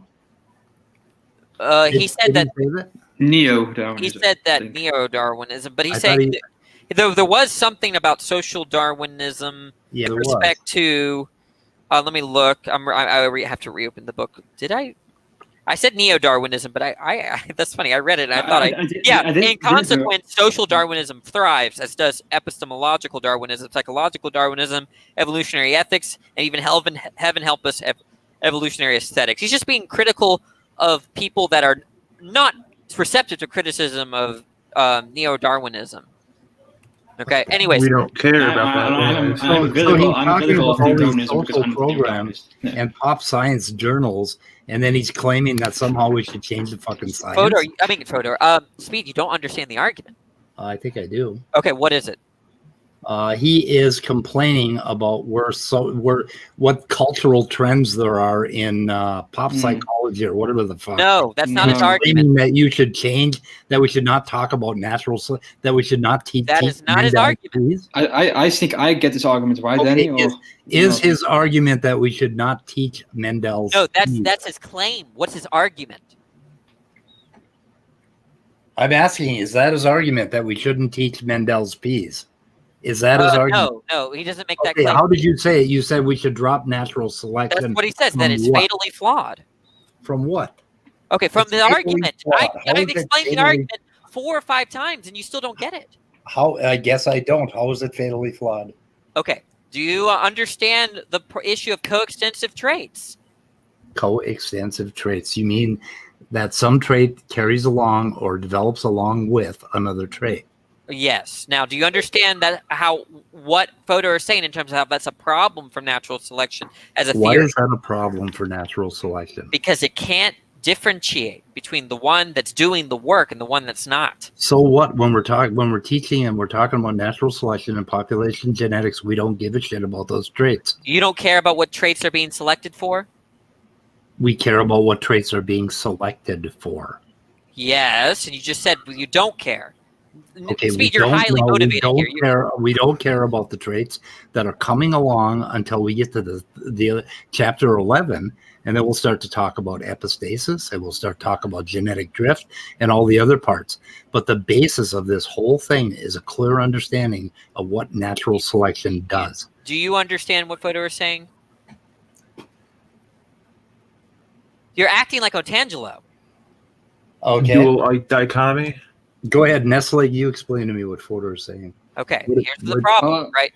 The problem is, and to say I don't understand it And then, but and on that basis, I'm not going to accept it as one. That's fine. I don't have a problem with that. But then to say, oh, you philosophers are in the wrong to do all this, like, what a blah, blah, blah, blah, blah, and complain when you don't understand the argument, Speed? Well, if you are saying that we should drop natural selection from population genetics, then yes, you're full of shit. Well, how would you I know don't if you don't know the understand why you're saying that. How would you know if you don't know the argument? I don't know the argument. The That's argument like is that there are some traits that we're doing philosophy or science. You're acting like one of these Christians that say, "Oh, if he's saying that there's no objective morality, he should be dismissed." Right? Does he actually not believe? And the 99% of the world believes in God. Okay, we're obviously coming at this from very, very different. You're dogmatic. We want to stay on the same page. Are we talking about philosophy or science? Okay, Andrew, what do you think? Is Andrew still here? Yeah, you are. So what do you think? Should natural selection be dropped from science? Given the argument, he's saying, given the argument that we present, you ought to drop it. Given the argument that we present, now I got to know what that fucking argument is. That's the whole. What are we even doing? What? What argument are you talking about? What argument? The coextensive trait issue. I feel you, Danny. I feel you. Okay, tell me, Ness. Like, what is a coextensive trait? What is he talking about? Well, again, let's say if you have coextensive trait A and B, of these traits are coextensive, and then over time, like a natural selection causes them to increase in fitness or increase in frequencies, and then you have a population full of these traits A and B. Okay. Now, which one was responsible for their fitness? A or B? Maybe we don't know. Exactly. So the selection process that I just described doesn't explain which one of these traits gave the advantage during the selection process. But what if it does explain it? What if we It doesn't. Like, am I being correct in representing the argument, Danny? Okay, so let's. You muted, Danny, and you have put some meat on it, Ness. Like, and you have. What is trait A? And you have also turned your camera on. I don't know if it doesn't matter what trait A is, right? It doesn't matter what trait A or trait B is. Right, because what does natural selection make say which trait is advantageous? Right, any trait. Point to one trait in isolation that's going to be selected for. Also, then you have turned your camera on. I don't know if it was. Yeah, I'm trying to show that I'm not actually that angry. Right. I thought maybe you were accidentally turning your camera on. I'm not even that. I mean, it's fun. There's a reason why I do this, right? It's like when people eat spicy food, you're just wondering, why do you like that? It's like a horrible. This is why am I doing this to myself? But Danny, was I being fair in representing for the argument? Yeah, I think that's it, right? So the point is that if for every time you see trait A, or some trait frequency go up, trait B's frequency goes up with it. There's like a 1-to-1 correlation with respect to the frequencies, right? Okay. Now, in order to know which one is doing the work, so to speak, which one explains why the organism is doing well, which is to say why it has its reproductive success, why it survives, you're going to have to understand biological or physiological facts or environmental facts. Do we disagree? Nope. Okay. Natural selection, right? Whatever you put on the screen does not say anything about what the environment is or what the physiology is of the organism, right? Because that's going to depend on what? On the hypothetical or the circumstance. Hypothetical. Right. Speed, show my video. Maybe stated clearly will help us. Is this going to explain it to me, Top Dog? Yep. Clearly presents. What is natural selection? I don't think it's going to be helpful. It's not going to be helpful, but natural selection is one of several key concepts contained within the theory of evolution. To understand exactly what natural selection is and why it's so important, let's first take a quick look at two other evolutionary concepts, descent with modification and the overarching idea of common descent. Descent with modification is the observable fact that when parents have children, those children often look and behave slightly different than their parents and slightly different than each other. They descend from their parents with modifications. The differences found in offspring are partially due to random genetic mutations. Common descent is the idea that all living things on Earth are related. They descended from a common ancestor. Through the gradual process of descent with modification over many, many generations, a single original species is thought to have given rise to all the life we see today. The common descent of all life on Earth is not a directly observable fact. We have no way of going back in time to watch it happen. Instead, common descent is a conclusion based on a massive collection of facts.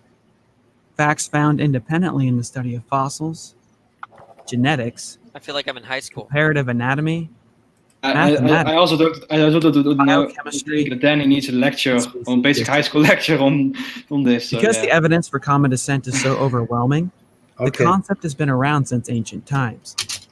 Like, if I'm being just fair to Danny, like I think he understands the content of that video. Well, it's true that there are, there's a question of whether Fodor even has the right concept of natural selection, but I think traditionally, of the people that have been critical of him saying that he has something that what most biologists accept as being natural selection. So that is a concern. Are we even talking about the same thing? And we really haven't. We've kind of assumed the same kind of definition or rendering of it, and we really haven't gotten to what it is. And maybe that might help. I don't know.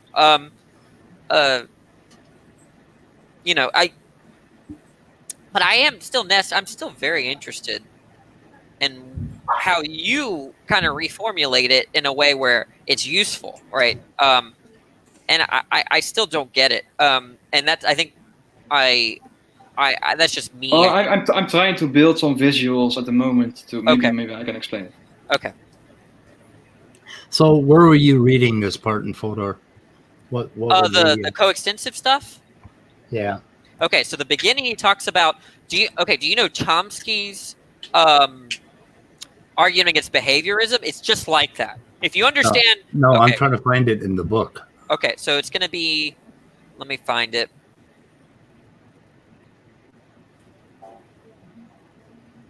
Might be also very early. Blah blah blah blah.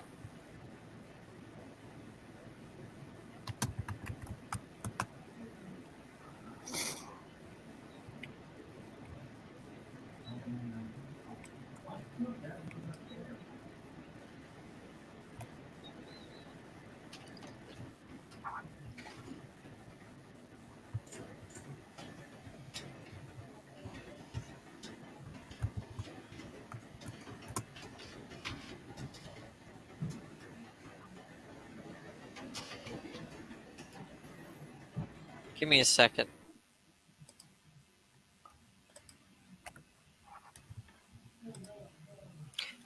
Ness, do you think that the concept of random is a useful concept in science and with biology, really? It's a problematic word. It depends on what you mean by it. Okay. Very problematic. When does it not, right? Yeah. That's also a philosophical answer. Always. Yeah. Yeah.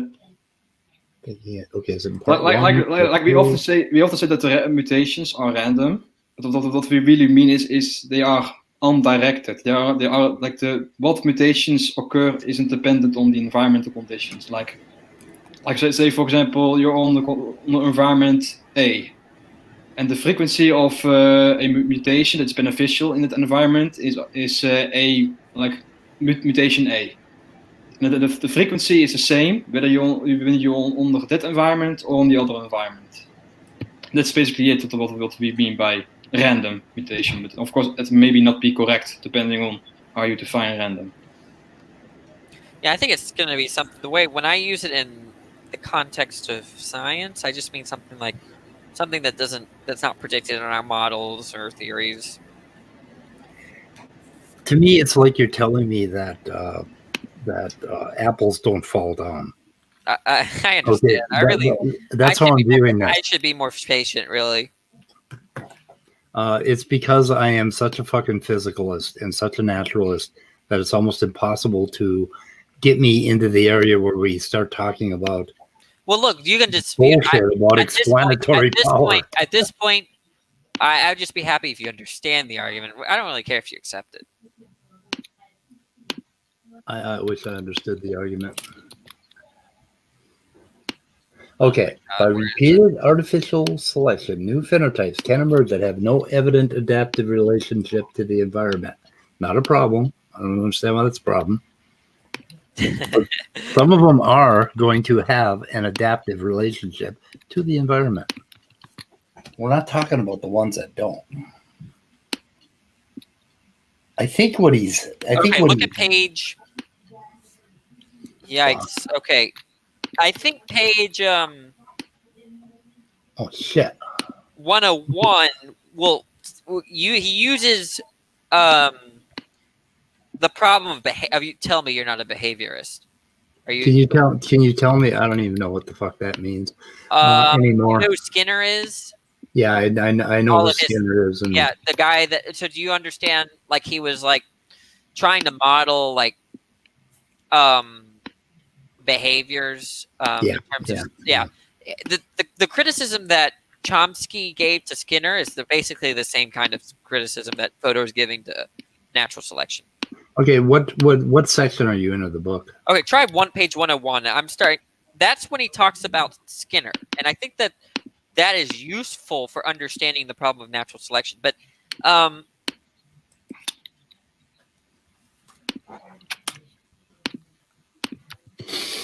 this the right page?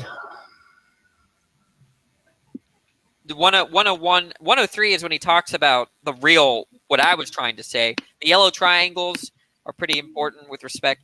Yeah, so 101 is, I think, gets into that. Avatars of the selection for problem? Oh. What is the learn? Yes.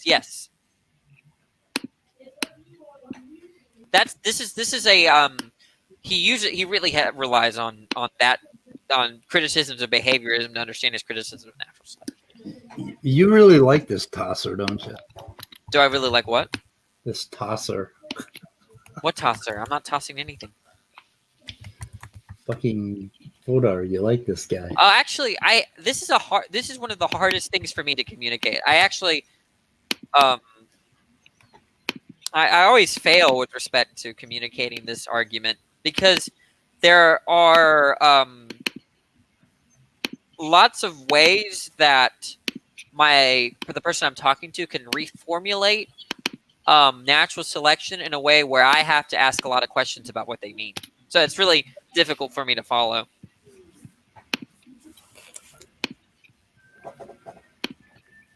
I have made some visuals. Okay, maybe I can explain what I. Yeah, let me see if I can find something that he can read without having to read the whole book.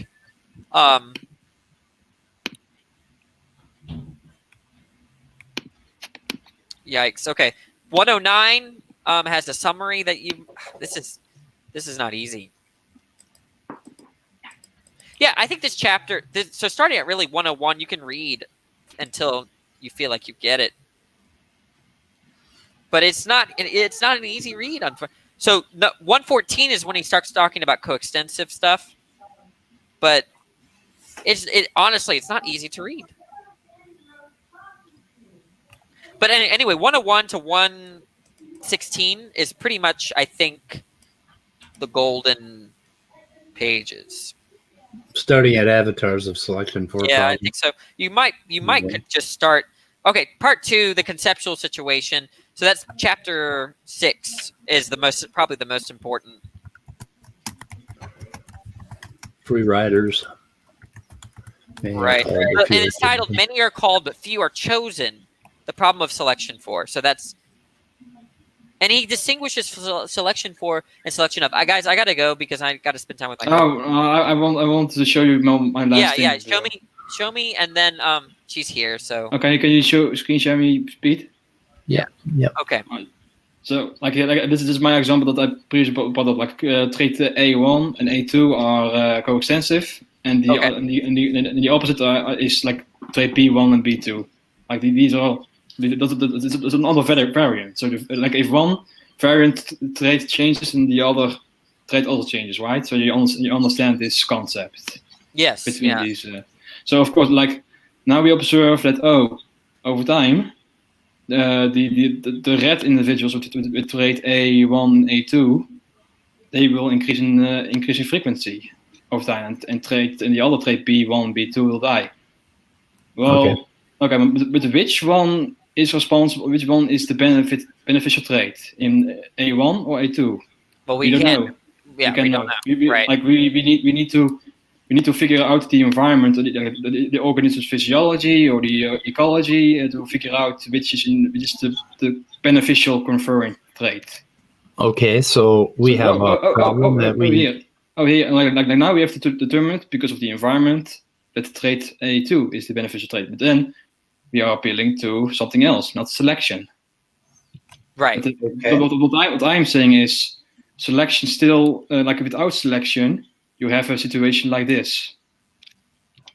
Where, what was your sentence? I'm disagreeing with Fodor in abandoning selection altogether because selection without selection you would have this situation. Okay. Right. Where traits aren't inherited; they are just random. Right. So obviously, selection and the frequencies don't change because of benefits. Wait. Okay, go back. So when I look at this, I call that selection, right? Do you think me? Yes. Okay. How is that explanatory? Because like in this situation, we see that the beneficial trait increases in frequency. But that's what selection means. Yep. That's what it means. That B1 is not B1 dies out. Yes. The beneficial trait increases in frequency over time. But without selection, the beneficial trait does not increase in frequency. But without, okay, what do you mean by selection there? Without selection, without blank. The connection between the differential survival and the changes in frequency connection. Okay, so do those entail? Are those meaningfully the same as the previous slide? No. What do you mean? Okay, this is with selection. Sorry, I'm not being facetious, or I'm just trying to understand what you are asking, Danny. Well, I'm thinking about it. Okay. Now this one is with selection, right? Yes. With selection, trait A1. If selection is true, like there is a connection between differential survival and reproduction, and that connection with it changes in the frequencies of the traits, then this will be the case. But without it, you get something like this, where the beneficial trait doesn't change in frequency. Yeah. So to me, this is what it seems like, and you tell me if this is disanalogous. But without getting, I could try to address it in the sense like I could say, what do you mean by this? What do you mean by this? But let's just go straight to an example.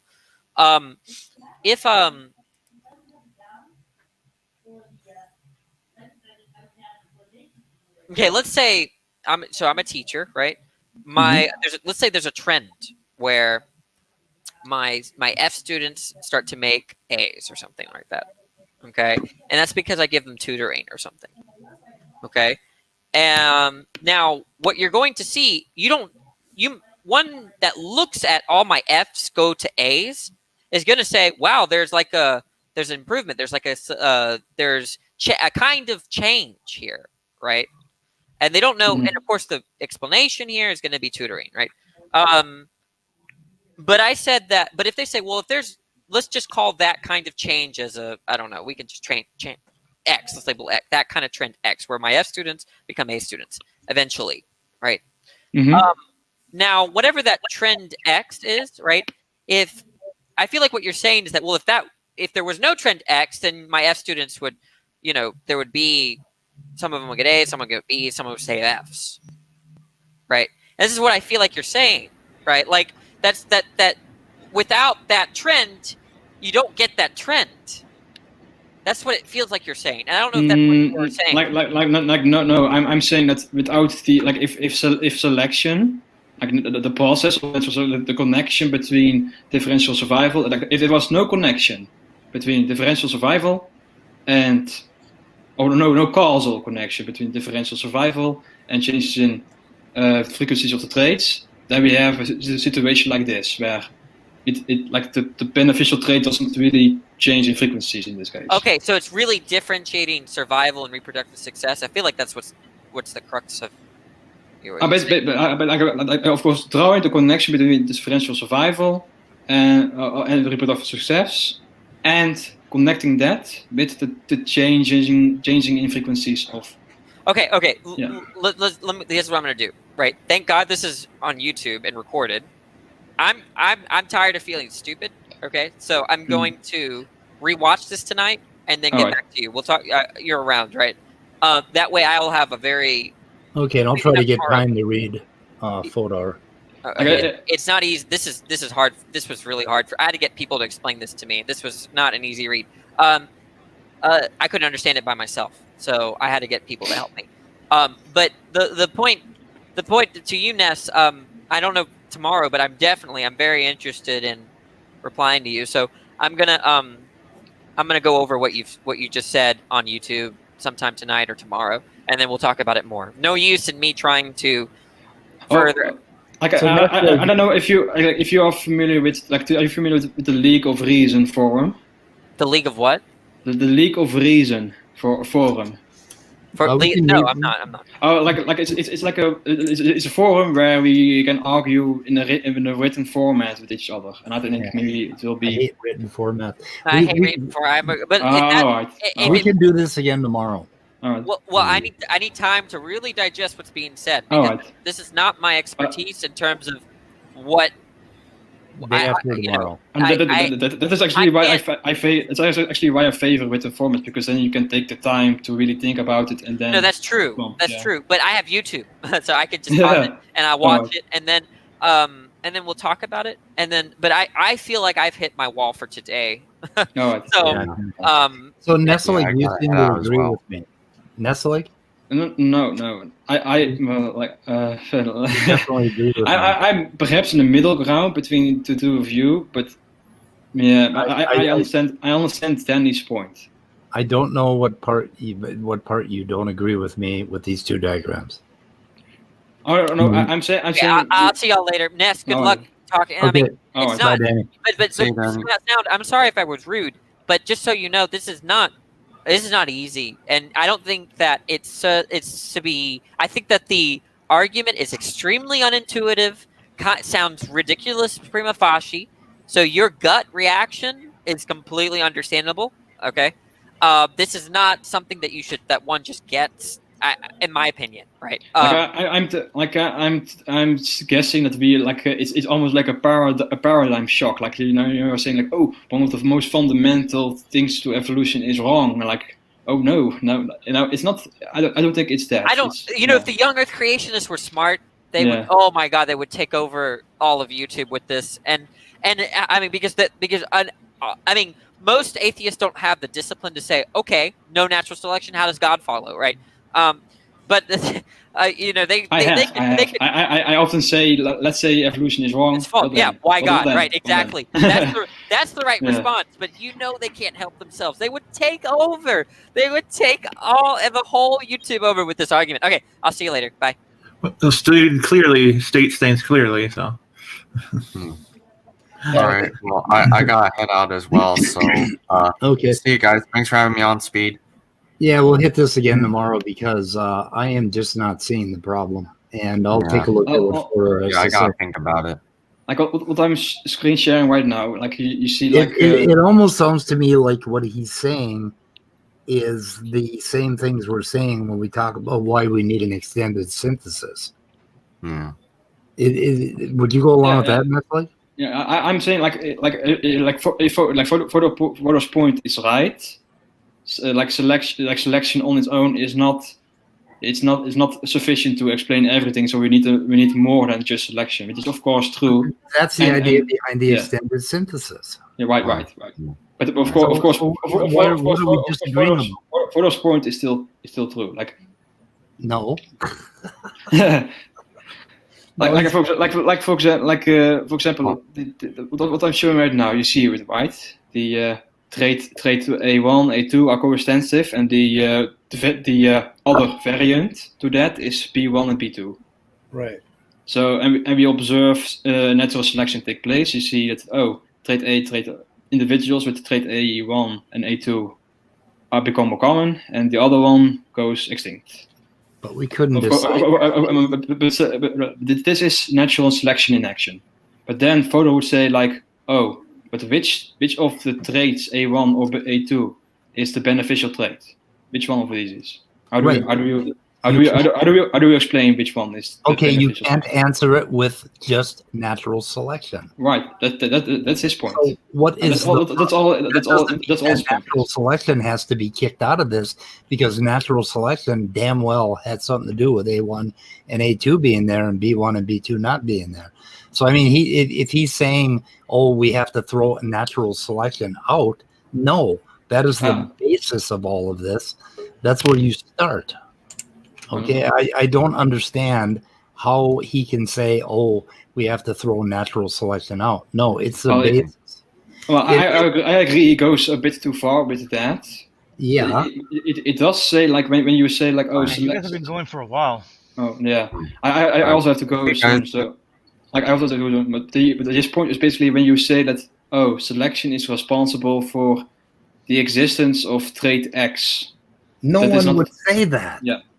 Some people do actually, so that's his point. Okay, I have never said that. We don't know. Well, it's actually you kind of did when Danny asked you like let's see. Yes, when he asked me about a simple model.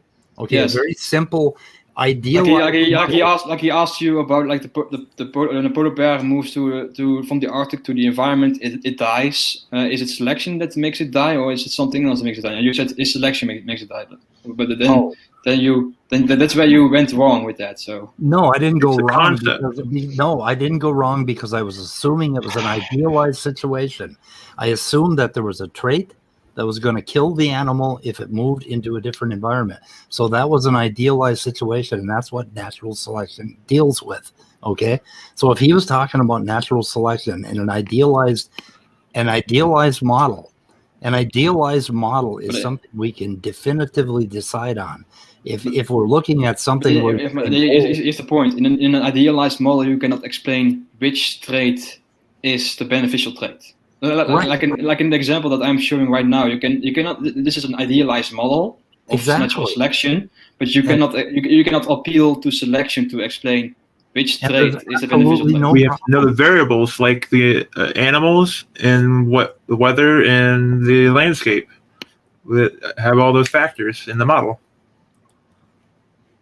and then we can see how that works through modeling it. Okay. Like all I'm saying is that selection is still an explanatory or necessary component in the explanatory framework, but it's not a sufficient one on its own. Maybe I'm going through a knee-jerk reaction. It's like when you talk about such silliness. When you're equivocating between an ideal model, an ideal situation, and what happens in reality, and you're trying to say, "Oh, we don't know what happens in reality." Fine, I fucking believe that. But when Danny's example wasn't an ideal. Sorry.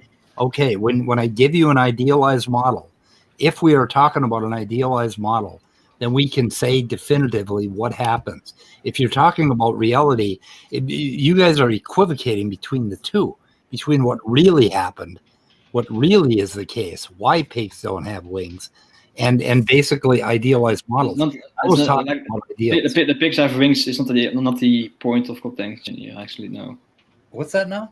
The pigs don't have wings is not the point of contention. That's not the point.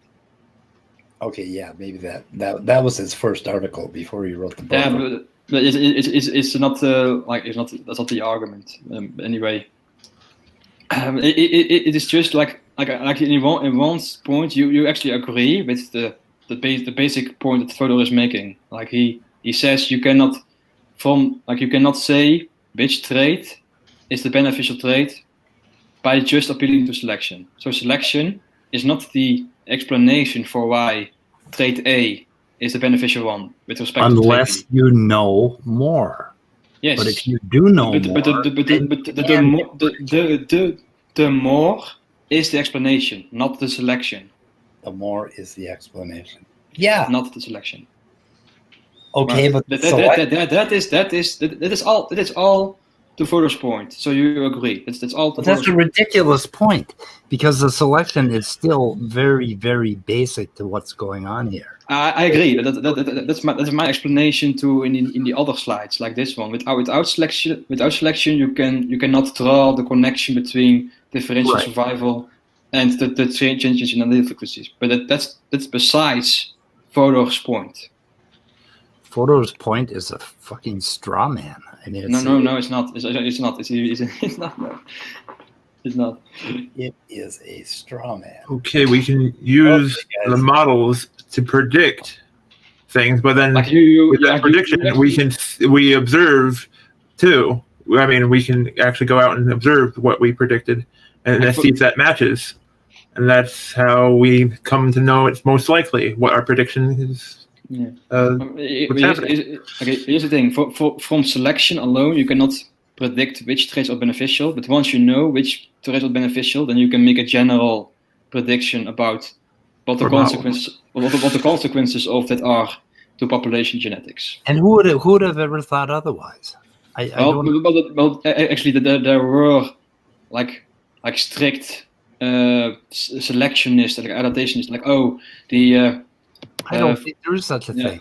No, there were, and there actually still are sometimes, but still, like Rich Dawkins, actually. Oh, fuck Dawkins. Yeah. Well, sorry everybody, I gotta get going. Okay, we'll see you, Top Dog. Bye. By the way, unrelated to all this, guess who Twitter just banned? Who? Trump. Yeah. Oh yeah, they banned him permanently. Yes, account Awesome. suspended. Oh, I mean, yeah, awesome for you, Yeah. but Twitter just probably shed itself. The proverbial ivory castle is crumbling down. That's pretty amazing when the president is such a character that he gets banned from social media for what the fuck is going on? I just don't get it. Anyway. By the way, we're getting a third stimulus check. Woo! Hopefully 2,000, right? A third? Apparently, yes. Oh, okay. Yeah, 600. Yeah, I don't get any of that shit. So you guys are just taking money from me because I get money from a different source. What are you trying to say, Speed? I get money from unemployment, and unemployment is like threatened by all this. No, I know. I was making a joke about. Never mind. You missed a joke. Anyway, I think we're kind of talking past each other on where we're coming from as far as what is. I think you agree with me. Like we acknowledge the point that selection is not the explanation for why a given trait is beneficial or not. But it's still, but we don't agree with Fodor with therefore it has to be dropped altogether. I don't agree with that. Okay, good. Because I think that's my main point of contention. The mechanisms of selection explains. It doesn't explain which trait is beneficial. It just explains why, like why a given beneficial traits will become more common in the population over time. Yeah, you would have to know hundreds of other things to be able to say for sure. But there are some yet there are some traits that we can kind of make pretty good guesses that this was the reason. I don't know, but you've got to know all the other factors at the same time. I mean, that's just the way reality works. Mm-hmm. Reality's a bitch. It's a complex network of things, and to go ahead, that's why I felt free in stating what I did about the polar bears, because we weren't dealing with reality, we were dealing with an idealized situation. And That's a difference. Anyway, I'll read this fucking folder. Okay, guys, I think we should wrap it up. Yes, I also need to go to bed. Yes. Yeah. Go to bed. Where the hell are you? Where do you? Oh, you're way over there. Netherlands. Yeah. So, oh my God, I'm sorry. I'm sorry we kept you up. Good night. Okay. Good night. Bye-bye. Okay, we're gonna end this wild ride. I love fighting with Danny. I hope it is fun to fight with him, isn't it? Midnight. Yes. I don't know. Anyway, okay. So we're gonna end the broadcast. I'm gonna have to go catch up on the news. See what Trump did today. Did he incite any riots or anything, or kill anybody? I mean, he killed Jews, didn't he? Trump? Did he? Yeah. I'm just fucking around. I don't know. My head's, but yeah. Where you going? He probably killed a few. I don't know. You never know.